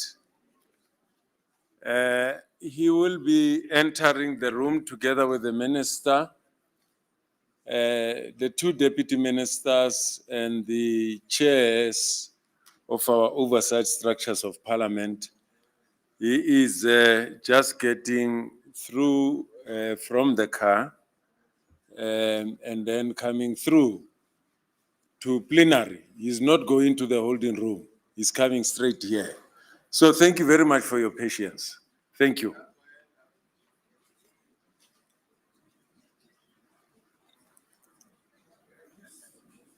I've seen him arrive.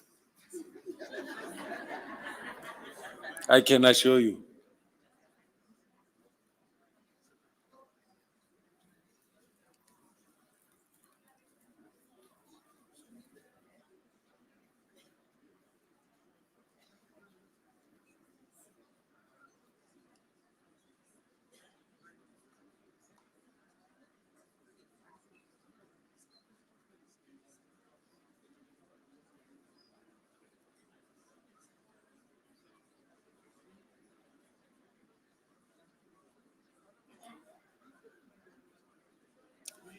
And then after the president address, we'll go straight to commissions as the deputy minister outlined the various commissions, and you grab your cup of tea.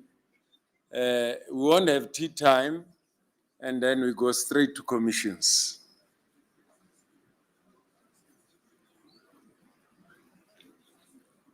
Once more, thank you very much for your understanding.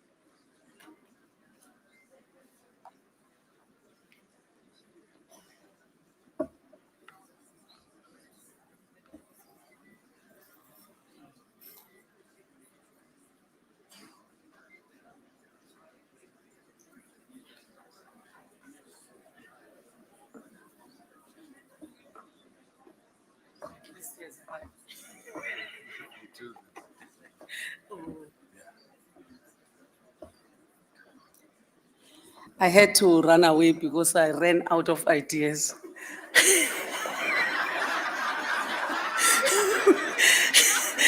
I tried to keep you in suspense, but I ran out of all the ideas. Ladies and gentlemen, let's stand up.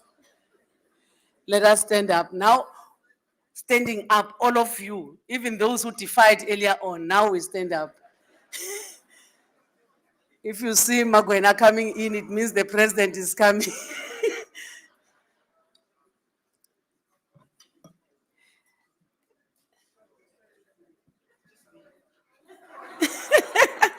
Ladies and gentlemen, let's receive the President of the Republic of South Africa, His Excellency, Mr. Matamela Cyril Ramaphosa. Let's do it better than that, even those. Let's do it better as we receive the first citizen of the Republic of South Africa. Let's do it better. The President of the Republic of South Africa, Mr. Matamela Cyril Ramaphosa, in the basic education sector, Lekgotla. He does this every year without failure. Let's appreciate him better. Let's do it better. Thank you so much. The president says you may be seated. He really appreciates. Mr. President, thank you very much. We really appreciate that you lead by example. Education is the foundation of all, even is the foundation of the economic growth. So your support for education, it tells us that indeed you are leading the country, South Africa, to the right direction. Here are the people, our partners, academics, international guests, all of them are here today to hear the President of the Republic speaking to them. I don't want to waste time.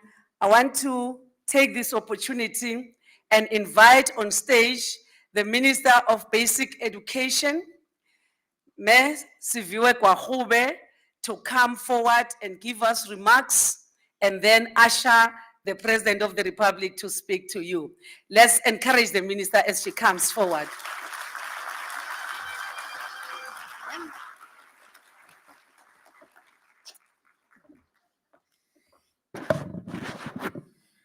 Ladies and gentlemen, distinguished guests, partners in education, a very, very good morning.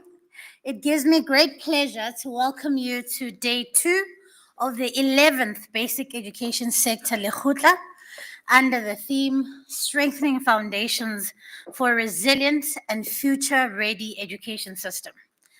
This gathering is more than just a calendar event. It is a space for collective reflection, honest dialogue, and shared responsibility. And so as we convene here, we are reminded that the success of our education system depends on strong, collaborative leadership, united by a common purpose. Yes, the challenges before us are immense, from legacy infrastructure issues to learning losses to systemic inequalities. But we are confronting these realities head on, working together across sectors and provinces to reform, to rebuild, and to reimagine our basic education system. Before I proceed, allow me to pause and to express our heartfelt condolences on behalf of the government to the families, the schooling communities of all those who have been affected by the tragic loss of young lives in the recent scholar transport tragedy. As a sector, we are reminded once again of the urgent need to ensure that our learners not only have access to quality education, but they are transported to and from school safely and with dignity. And we carry their memory with us as we continue our work. Over the past year, we've made important strides in our mission to improve the quality of learning in the early years, the foundational years. These reflect a broader strategic shift to focus of the basic education system, one that is outcomes-based, learner-centered, and driven by evidence and accountability. And so it is now my honor to introduce a leader who has been unwavering in his support for this strategic shift. From supporting our efforts to improve access to quality early childhood care and education, to his leadership in elevating the foundational learning agenda, not only in South Africa, but also on the global stage, where he, together with other heads of state of India and Brazil, endorsed the work being done to establish an international network of quality foundational learning led by India, Brazil, and South Africa. And therefore, it's my absolute privilege to invite to the podium His Excellency President Cyril Ramaphosa.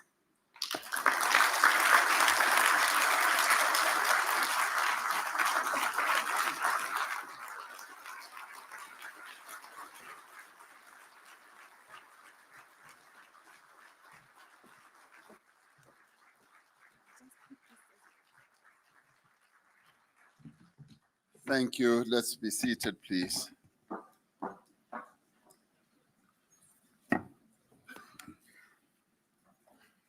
Program Director, Deputy Minister of Basic Education, Howley,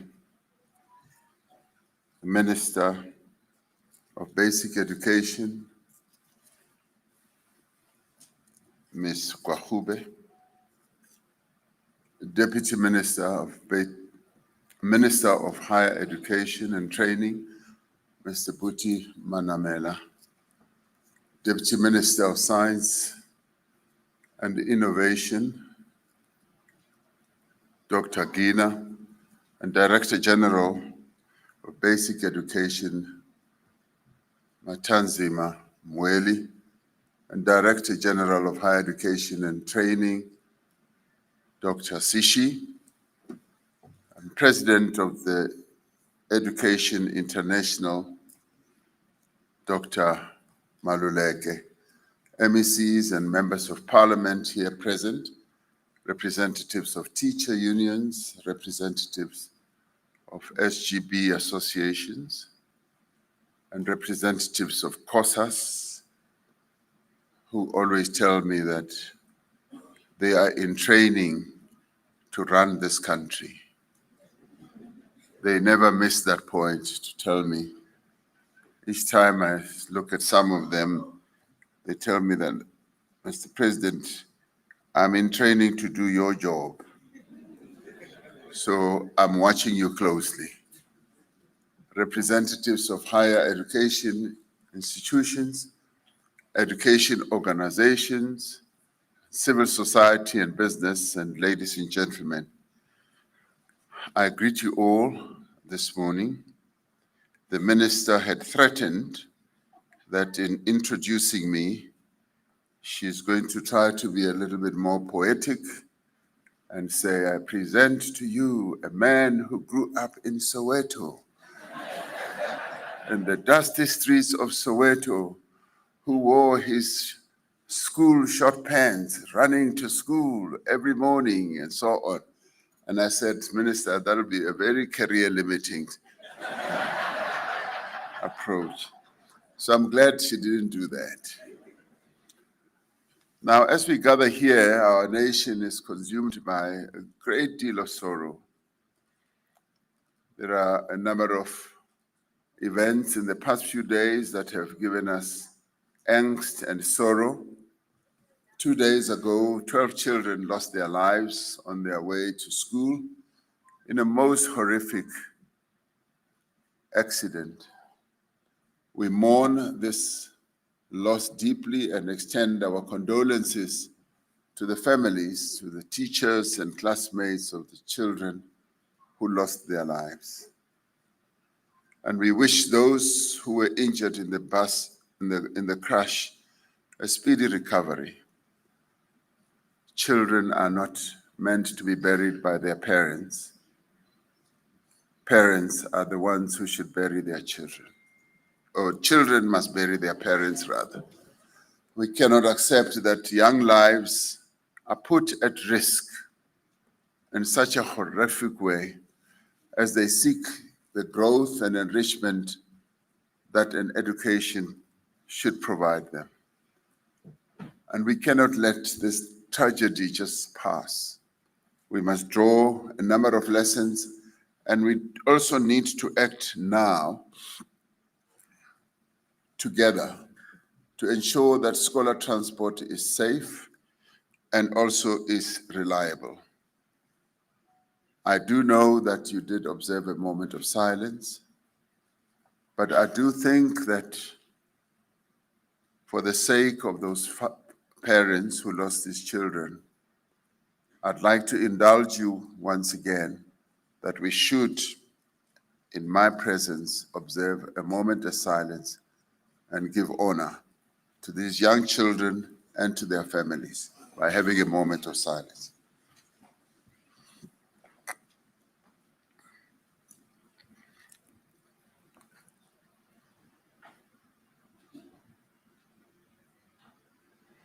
Thank you.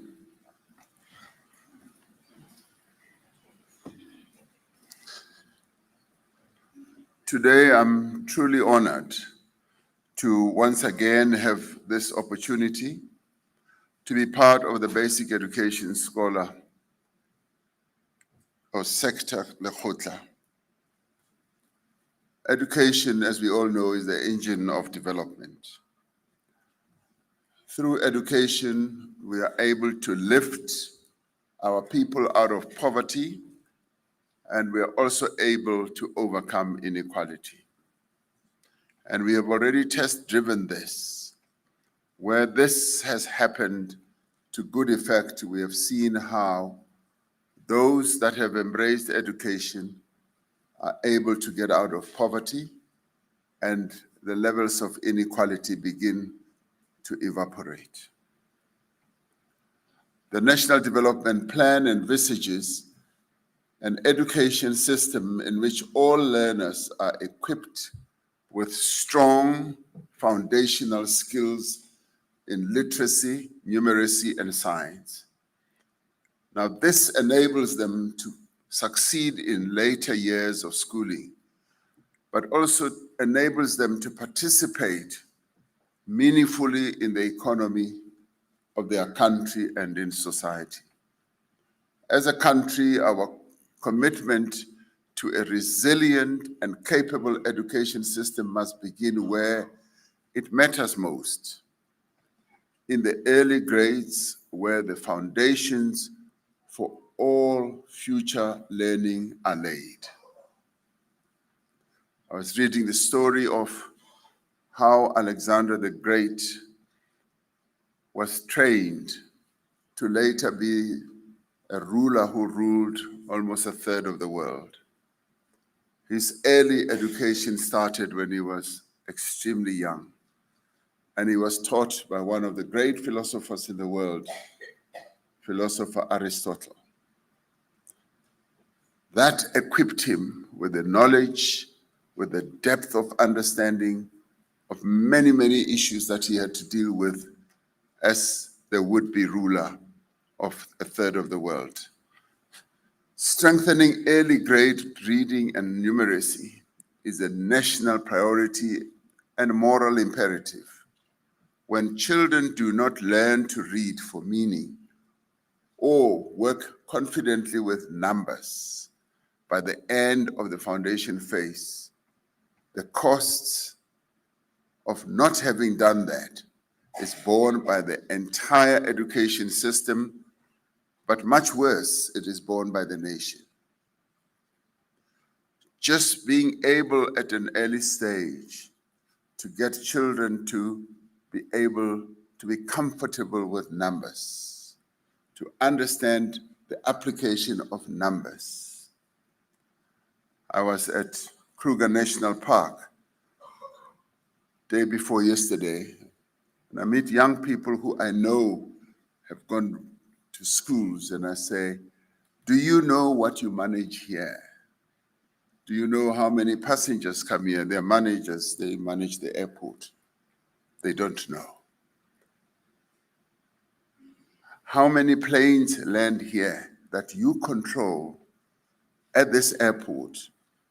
Do you know how many there are? They fumble. Do you know how many shops you have in this airport? They don't know.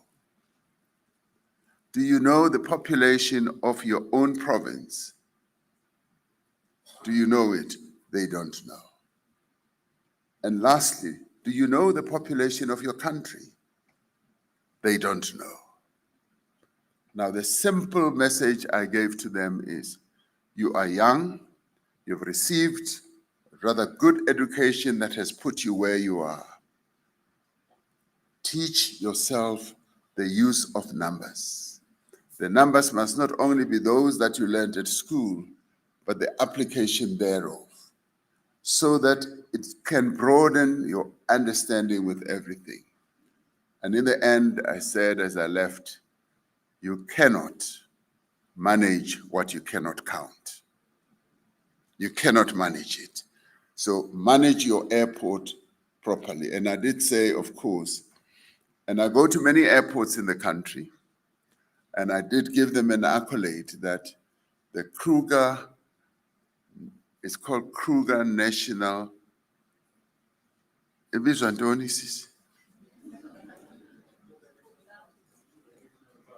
Kruger National Park International Airport. Yes, it is the best airport in the country. It's clean. You don't see a single paper, a speck of grass that's out of kilter and all that. So I said to them, you've got this wonderful endowment, manage it well. If you can, even count the blades of grass so that when I come next time, you impress me. So that message sunk in. So it's important at an early stage that we improve as teachers the understanding of numeracy, the understanding of literacy amongst our young people. And unless we get it right at the outset, learners spend the rest of their lives, their school careers, trying to catch up. And when they are asked questions, they go blank. And they are the ones who often say, I'm going to check, I'm going to check. And yet the information must be on their fingertips. We see this in repetition of classes. We see this in dropouts, in weak progression, and the tragic loss of human potential. And our responsibility as teachers, as administrators, and as leaders is to make learning exciting for children. Let us make it exciting and make them to understand these concepts a lot easier. For this reason, we are intensifying our focus on evidence-based teaching, of literacy and numeracy.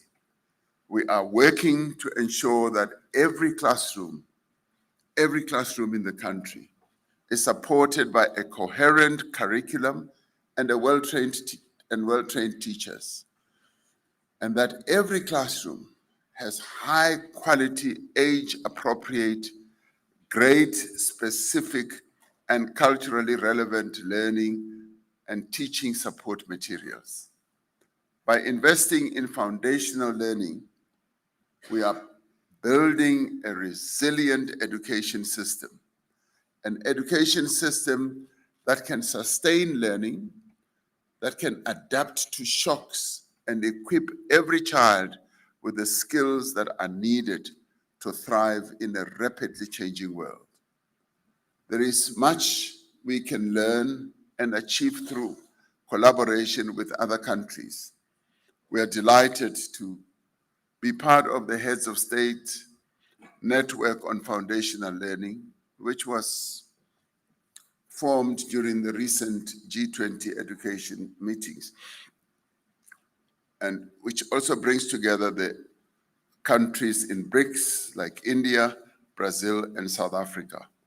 And here I must applaud Minister Kwahube, who early on in taking on her job realized the importance of networking with other countries, but also got so inspired that we should amass the various other countries. So she essentially led the charge and came to my office and said, Mr. President, will you, as head of state, lead other heads of state so that this becomes a broader process in the G20?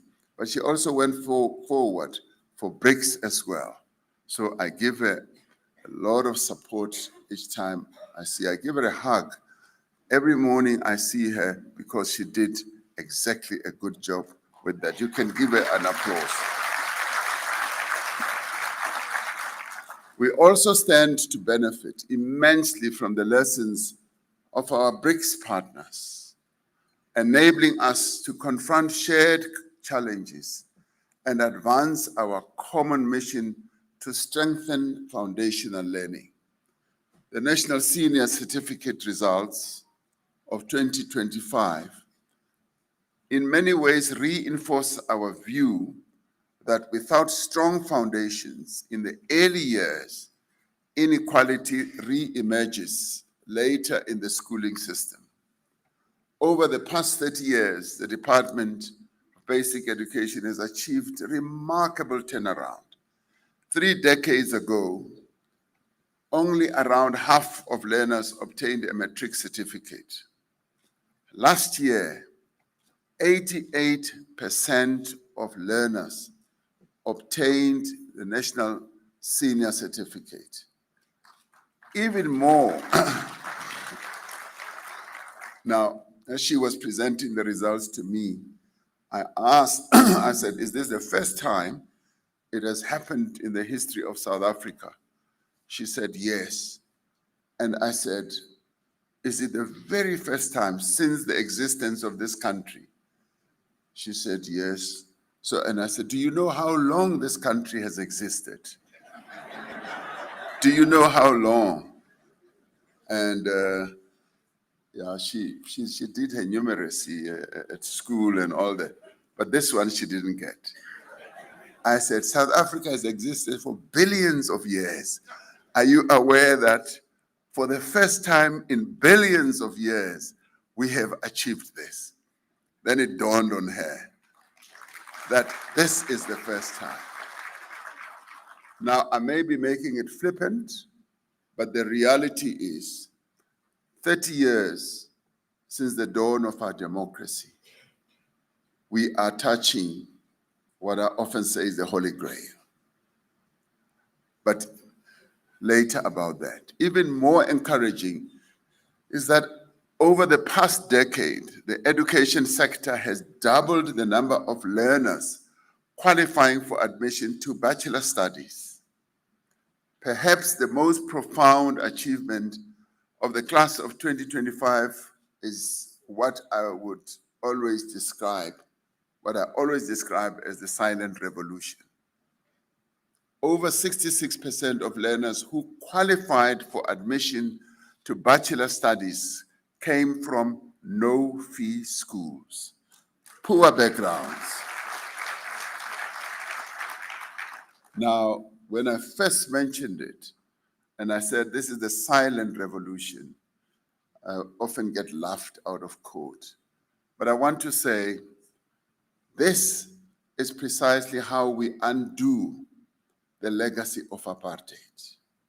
Because apartheid was about two things: the dispossession of the assets of the people of South Africa and ensuring that they do not get a decent education as to aspire to want to live a better life. Those two were the original sins that were committed against the majority of the people of South Africa. So when I see this happening with children from impoverished families, impoverished communities, deep in the rural areas, I then say, we are now touching the Holy Grail.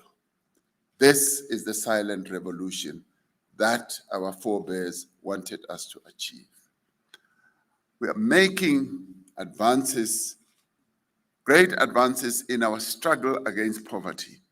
It means that over 200,000 learners from the poorest households now have access to higher education and the possibilities it presents for them.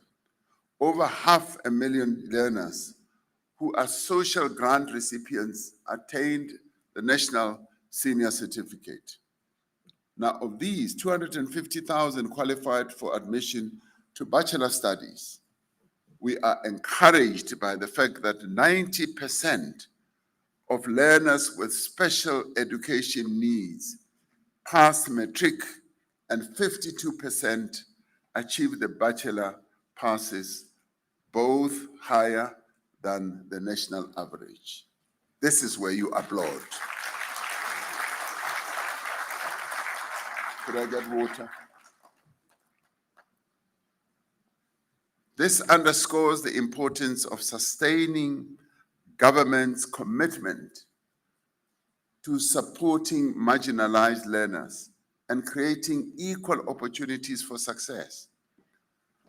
While we applaud these achievements, thank you, we must be concerned and we must be worried that about the slow pace of growth in vocational and occupational education. Vocational and occupational education plays a most vital role in preparing young people for the world of work, enhancing economic growth, and also promoting social equity. By focusing on practical skills, the types of skills that the economy needs, is making a contribution to building a capable and adaptable worker who will be able to meet the demands of a rapidly changing economy. Our economy urgently needs those skills to drive our country's growth. Now that our education system is beginning to scale new heights, what we now need to focus on is the quality outcomes. What we now need to focus on is what the economy needs, and be able, as parents, as teachers, as career guidance people, guide young people towards what the economy needs. But this is also the time when we want, yes, companies that either operate within the environment of where the schools are, to surge forward, to begin the process of headhunting, even at a young age, beginning to headhunt those that they would want to bring into their companies as workers. This is the time when they go and showcase precisely what we do. In the past, what we've often seen is these career guidance processes that are being done by people who don't even work in companies, people who either learn what companies are doing by rumor, by just hearing a rumor that this company does this, that, and they go and tell learners. I now want the companies themselves to go to schools and the schools to open up career guidance days and be able to showcase what companies do, interest young people in what they do. Went to Switzerland earlier last year or later last year, where they have the dual system, the academic system as well as the practical system of learning. And I found in the factory young people as young as 15, 16. And I said, what are you doing here? He says, I go to school, but I also come here to learn, to put into practice what I am learning at school. Essentially, I am a student, but the company has opened up an opportunity for us as students to come and learn what they do here. Now, this is now the way in which we need to move forward to ensure that what our young people learn at schools in terms of the choice of their careers speaks to what the industry or the economy needs. Now, if we can have this synchronized way of getting what the economy is doing and what we are learning at school, our economy will be set to get off. Largely because the employers are then able at an early stage to identify those bright sparks that they would have seen, that they would have listened to.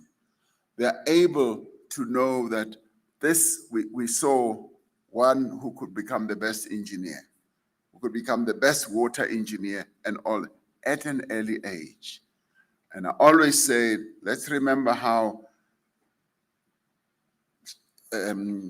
Alexander the Great was trained by Aristotle, a philosopher who knew nearly every subject on earth and was able to impart knowledge to him at an early stage. Basic education must play a stronger role in preparing learners for a skills revolution. We must intensify our effort to partner with various sectors of the economy to strengthen our collective contribution to vocational education. As we strive to improve the quality of our matric results, we must work harder to ensure that more children complete their schooling. It is, for me, quite distressing that nearly every year, 500,000 of children who entered school like 12 years ago, like the one in 2014, they left school before reaching their matric year in 2025. Most of these learners drop out between grade 10 and 11 and 12. We need to ask ourselves, what is it that makes these young children drop out of schools? And we do I call on the Department of Education, I call on parents, and I call on communities to counsel learners who are contemplating leaving and to work together to ensure that learners complete their schooling. I want to use the imagery of a hen. When a hen has laid eggs and produced the chicks, the hen will always make sure that its chicks follow it and are always underneath its feathers. When a chick disappears, the hen goes out to look for that chick. And the hens are the ones who practice what we now talk about, leave no one behind. And I want our teachers to have that approach. leave no one behind. Leave no one behind should not just be a political slogan.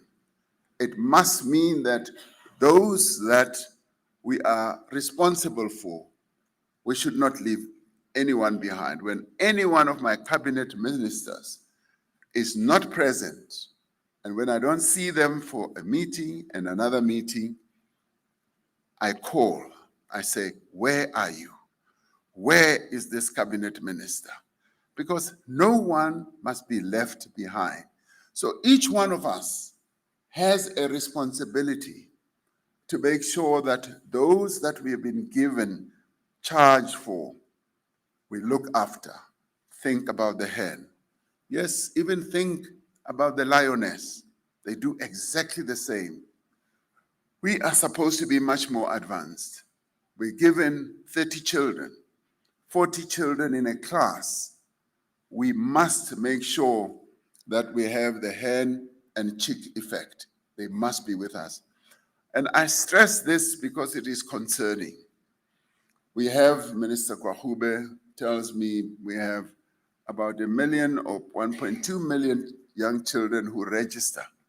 And 12 years later, almost 500,000 of them are not there. Where are they? And if they don't come to school for a day, 2 or so, the teacher is supposed to go home and say to the parents, where is this child? And I say the same thing to parents and say, make sure that the children go to school. And if not, talk to the teachers. Our children experience enormous problems. Some of them have to do with money. Some of them have to do with the environment at home. Some of them have to do with mental health. And some of them have to do with bullying at school. And they go into their own cocoons and they don't come out and talk openly. We need to assist our young children. We need to pay attention to the reasons learners drop out, from financial pressure to poor academic performance, because some of them may be performing poorly and think that this is the end of the world. We need to ensure that sometimes it's domestic responsibilities that they have to perform. We therefore need to provide psychosocial support to those facing challenges in their home. We all face challenges, and in fact, we might all need psychosocial support. All of us. If I look at you, I think you need one. If I look at you, I think you need one. Yeah. Just by looking at you, I say, this one. Yeah. So we all need that. We all need a hand, someone to hold our hand. And the teachers are at the forefront. Of course, parents are also at the forefront. And yes, sometimes there's a problem of absent fathers. Those fathers who are not there in the lives of their children. That too is a contributing factor. So we must identify that that is a problem and take remedial action.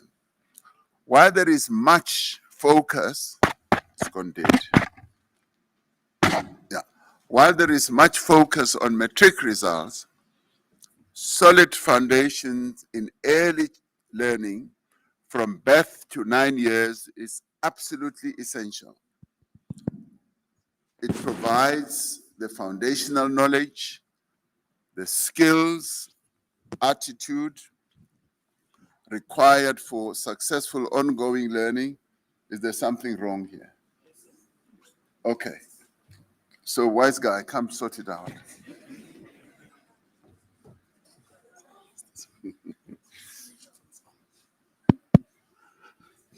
So early child.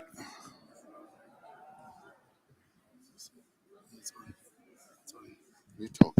Say hello. Say hello. Say hello.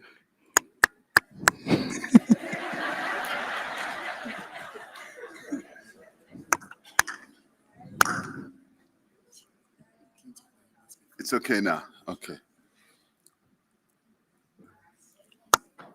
What are they doing there? No.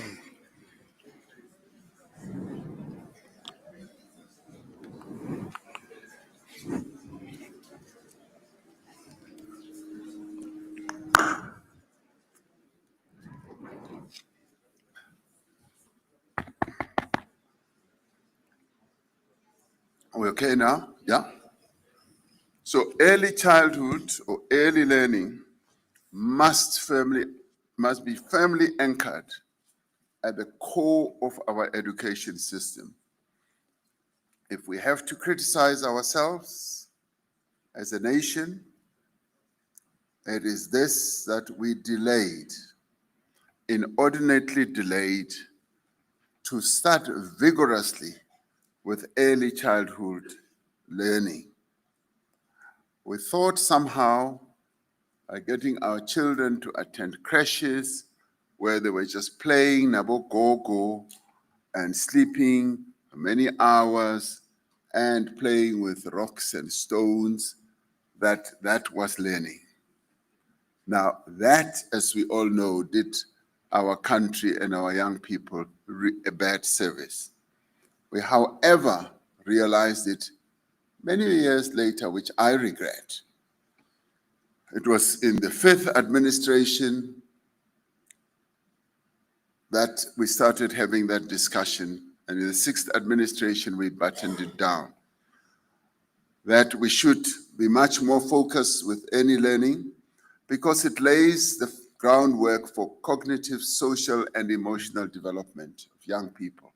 Children who receive early education are better prepared for future learning experiences. That has been proven many a times. It was when I met some teachers in Canada, and they told me that we start at 2 years old. We put them into the school system, and they start coding at 2 years old. And I just withdrew into my cocoon because I realized that our children at that time were also only playing in creches. Establishing early learning is a core competent of the education system. And this is essential for nurturing well-rounded, capable young people who can thrive academically, socially, and economically. By investing in early childhood education, our country can foster greater communities, support equitable access to education, and promote lifelong success for all children. Those children would most probably not be susceptible to dropping out at school at a later stage. We must prioritize real-time programs on reading and literacy so that we do not wait 5 years to understand whether we are making progress or not. This demands a bold shift in approach to rethink and reimagine early learning, to embed it within the basic education system, and to ensure that early childhood development is treated as a core pillar of our educational success. And if we invest early, we invest wisely. And so today, I call on all partners, government, civil society, the private sector, communities, parents, to join hands in this mission. Let us make foundational learning the heartbeat of our education system. And I'm glad that your theme is about foundational learning. Together, we can ensure that every child in South Africa is ready for the future. Quality education is impossible without safe and healthy learning environments. Schools must be free of violence. They must be nurturing and supportive environments. We must invest in safety, in health, in nutrition, and psychosocial support at their schools. We must build on the success of the National School Nutrition Program. Today, it nourishes the minds and the bodies of close on to 10 million learners across our country. I often tell people that sometimes we never really realize what a system we have in our government. We often focus on the failures, some of the things that go wrong, but without looking just beneath the veneer to see how the system works, how on every school day, we are able, across the 25,000 schools, wall to wall, from the east of the country to the west, north, and south, to feed 10 million mouths, quite often now, twice a day. That is a phenomenal achievement. I promise you, not many countries can boast to have that, and to have it seamlessly and happening at the same time. The other one that I often get very impressed with is when we hold our SGB elections, that democratic display of parents being elected into positions. It happens, I think it happens in one day, right across the country, and that is full school democracy at work. Something that you should be proud of. It doesn't happen in other countries. Applaud yourself for that. And I saw how your system that has 13 million children, this is your cohort, how your system is able, through its 25,000 outlets, was able to bring in the assistant teachers during COVID to help the teachers. And the way I realized its effectiveness was when I went to schools. As I went from school to school, the parents and the principals and the teachers would say, "Mr. President, we thank you for sending these teacher assistants because they have been playing a phenomenally important role." So I say, "Oh, have they started making you lazy now?" They say, "No, they're making us work more effectively." And they said, "Thank you, Mr. President." So that is another one that I am truly proud of. Now, of course, good nutrition strengthens punctuality. It strengthens attendance, concentration, resilience, and overall well-being. We must work to ensure that no child's learning is compromised by preventable illnesses, by hunger, or by neglect of their well-being. But we must go beyond. We must make sure that no child's learning is prevented even by problems that the child might be having at home. We must intervene. Our prized possession is the child. And if there are challenges that they're going through at home, we must be the ones. We must be the ones who make an intervention because we want to protect this child. In line with the commitments made during 2025 State of the Nation Address, we gather here to reaffirm our collective resolve to quality and inclusive education. Central to this mission is the strengthening of foundational learning through the continued and expanded rollout of mother tongue-based bilingual education across all provinces. Globally, strong literacy and numeracy outcomes are rooted in learners' mother's tongue. That is the important part. Everybody has a mother. Everybody has a mother. And it is the mother's tongue that must be inculcated in the child's learning process. Our own data confirms the historical advantage that this approach has afforded English and Afrikaans learners. Since 1996, our Constitution has enshrined multilingualism as a social and educational and economic norm. By the end of 2025, nearly 12,000 schools had access to mother tongue-based bilingual education. Almost half of our school system. Department is working to expand teacher training in appropriate methodologies, ensuring curriculum and assessment alignment, and integrating language development across literacy and numeracy. So mother tongue-based bilingual education faces many challenges, from resource constraints to negative attitudes to African languages. But these can be overcome through sustained advocacy and mobilization across society. Underpinning our quest for quality education is the central role of teachers.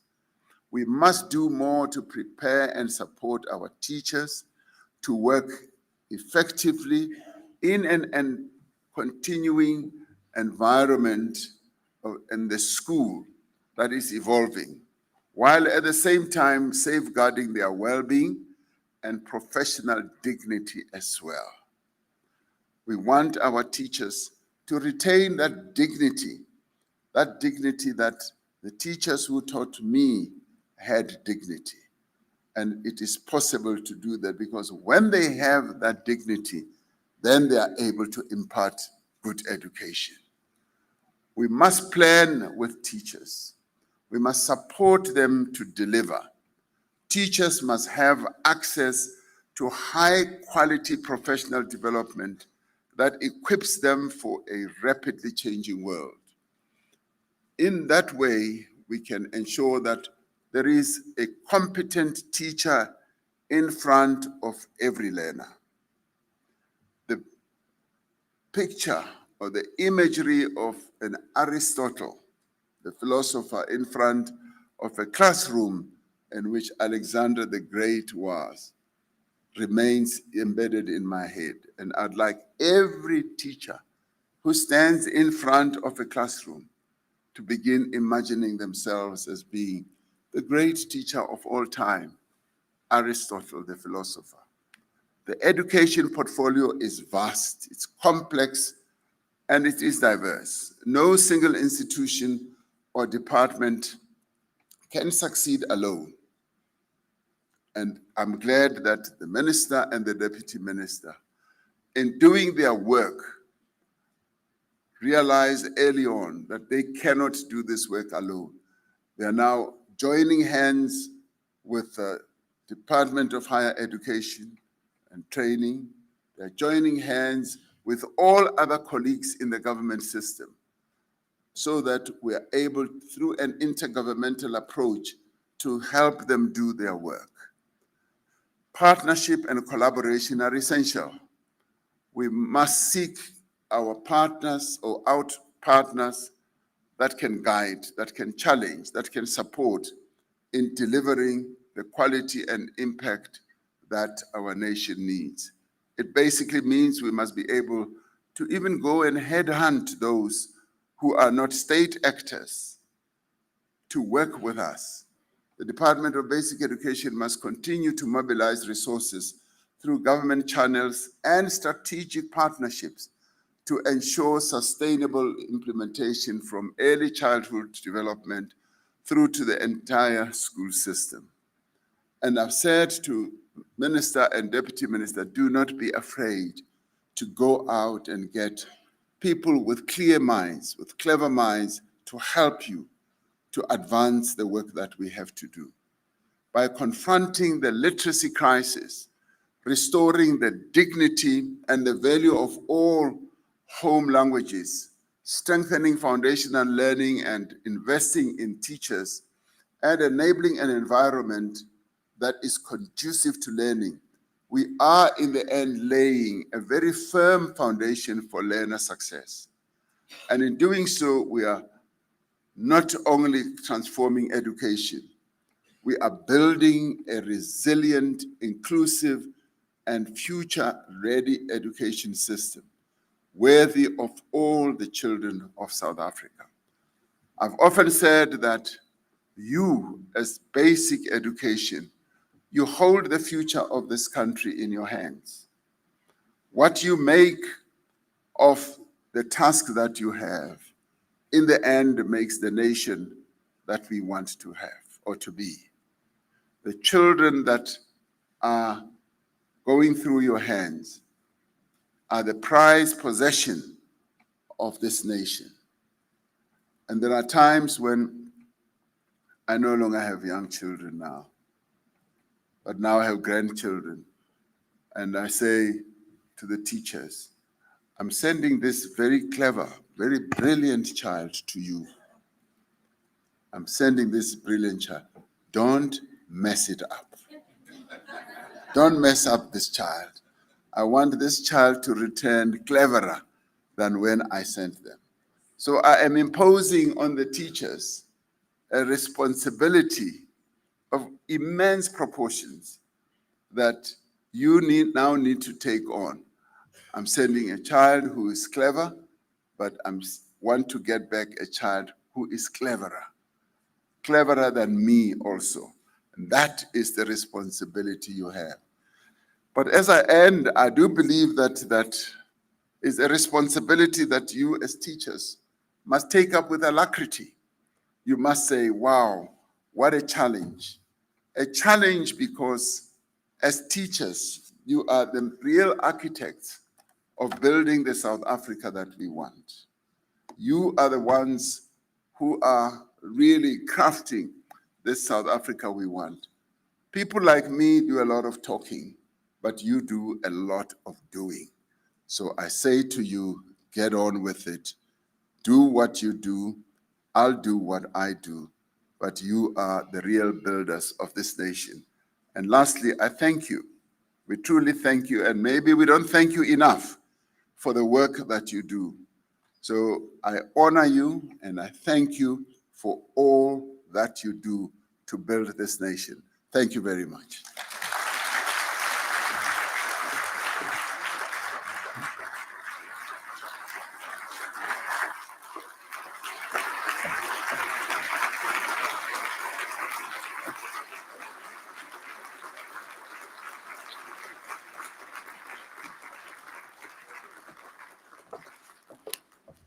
Can we do it again for our president?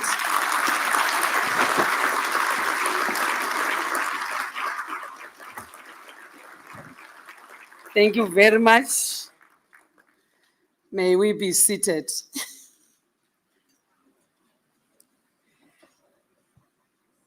Mr. President, thank you very much. You are encouraging us. We are much stronger than we were before you came in. And I believe that from now, we are going to run and not look back. Next to you is the Deputy Minister of Labor. She's here to want to know if we are responding to the needs of the labor in this country. And again, next to the minister is the chairperson of our portfolio committee, who is always after us if we don't do our work. Then the chairperson of the select committee is also in our midst.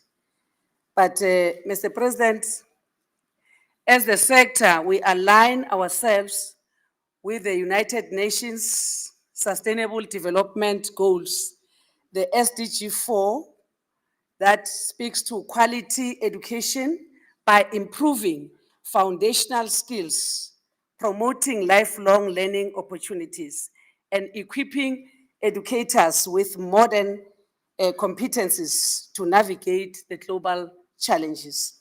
Our focus in our presidency as the country of the G20, which is also the priority of the Department of Education, Basic Education in the 7th administration, is on the quality foundational learning. That is early childhood care and education for the future. And also the mutual recognition of quality, mutual recognition of qualification in a global context. That's why we are working closely with the Department of Higher Education that we produce the teachers that are relevant to produce quality foundational learning and the educational professionals for a changing world. We must respond to the changing world. In 2018, Mr. President, you announced that you want us to move the early childhood development from the Department of Social Development to the Department of Basic Education. And that on its own gave us the strong foundation to start with the early learning at that stage. And want to thank you for that, Mr. President. It gives education, it empowers education to do its best to strengthen education at its foundation. So as the sector, we are committed to ensuring that education uplifts, empowers, and unites, because investing in learning, we are investing in humanity. So with these words, Mr. President, we want to thank you and thank you and thank you for supporting education. We know every time we look like a crying baby when we experience some challenges, we come to you and you embrace the sector. I'm telling these colleagues that they know that you embrace us all the time when we come. We know that all departments are coming to you, but as education, we feel like we are the beloved baby. And with that, we thank you so much, Mr. President. I want to request all of us to stand up as we allow Mr. President to leave this hall. He will be accompanied by the Minister of Basic Education, the Deputy Minister, and our chairperson. They will usher the President out of this hall. So you'll wait for me to tell you the next step. Mr. President, thank you very much.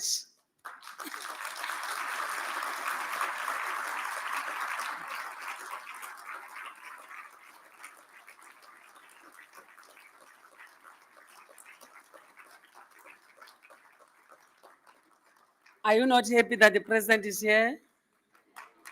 The hands are not telling that.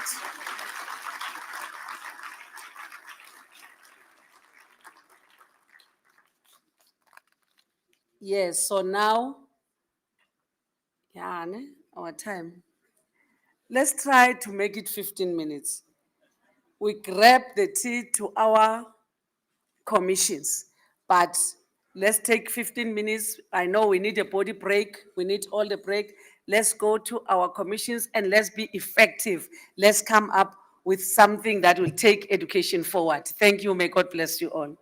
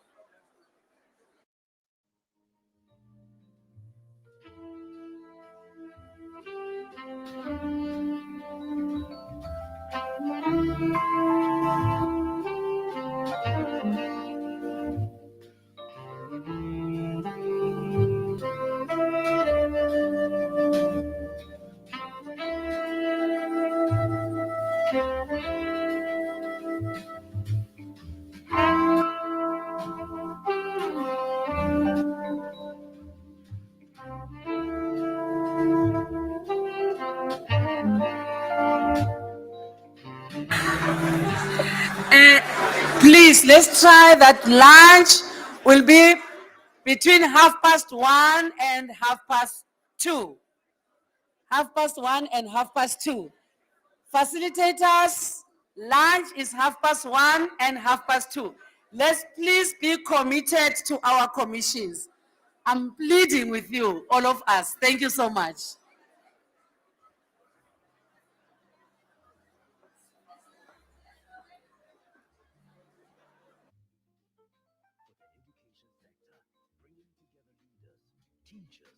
Parents and experts to strategize on improving basic education, focusing on strengthening foundations like ECD, literacy, and numeracy, and align with national goals like the G20 agenda for a resilient, future-fit system.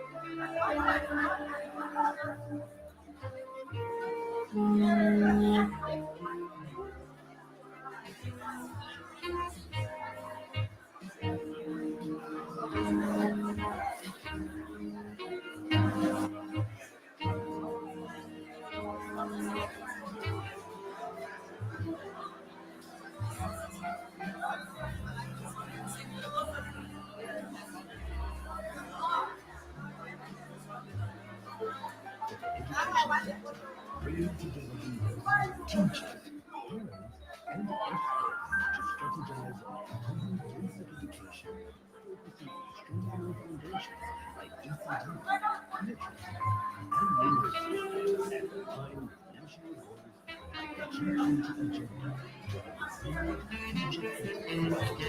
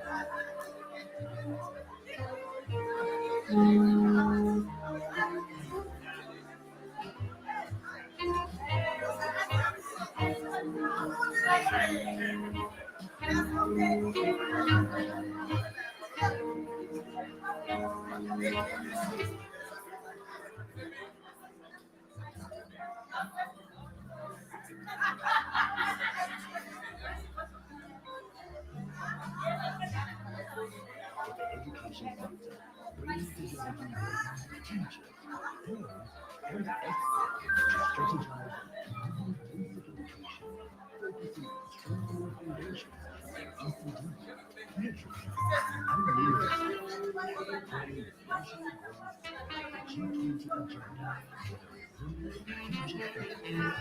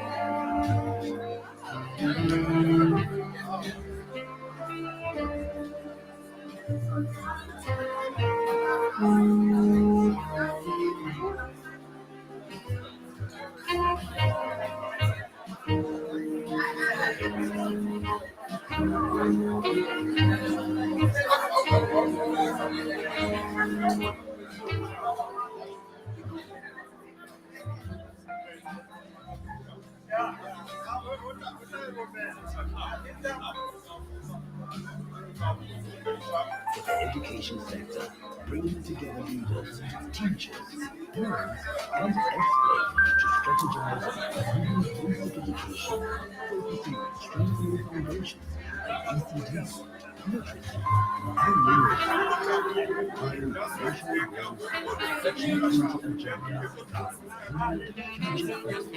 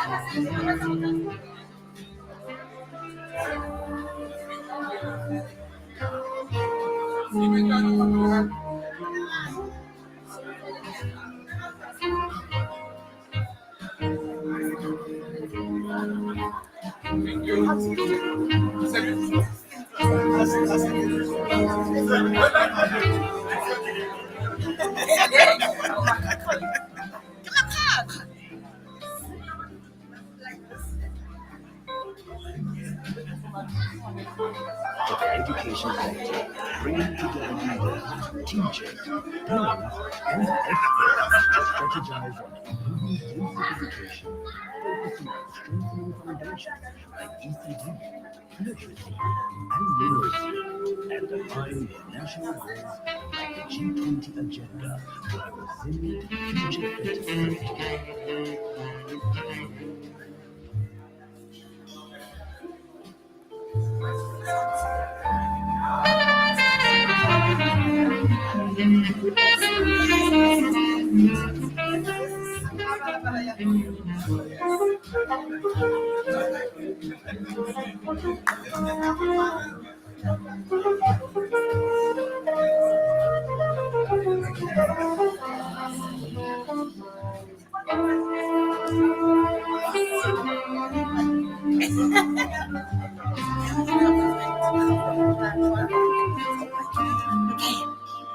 Okay, okay, come.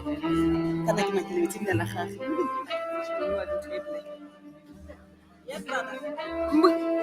Sayafa. Sayafa.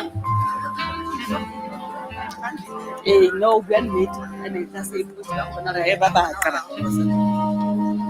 Masego a go iketle pele a kwa ya masego khale ke eme fatlhe ao masego wena bon mas ema pele emela ko masego khale.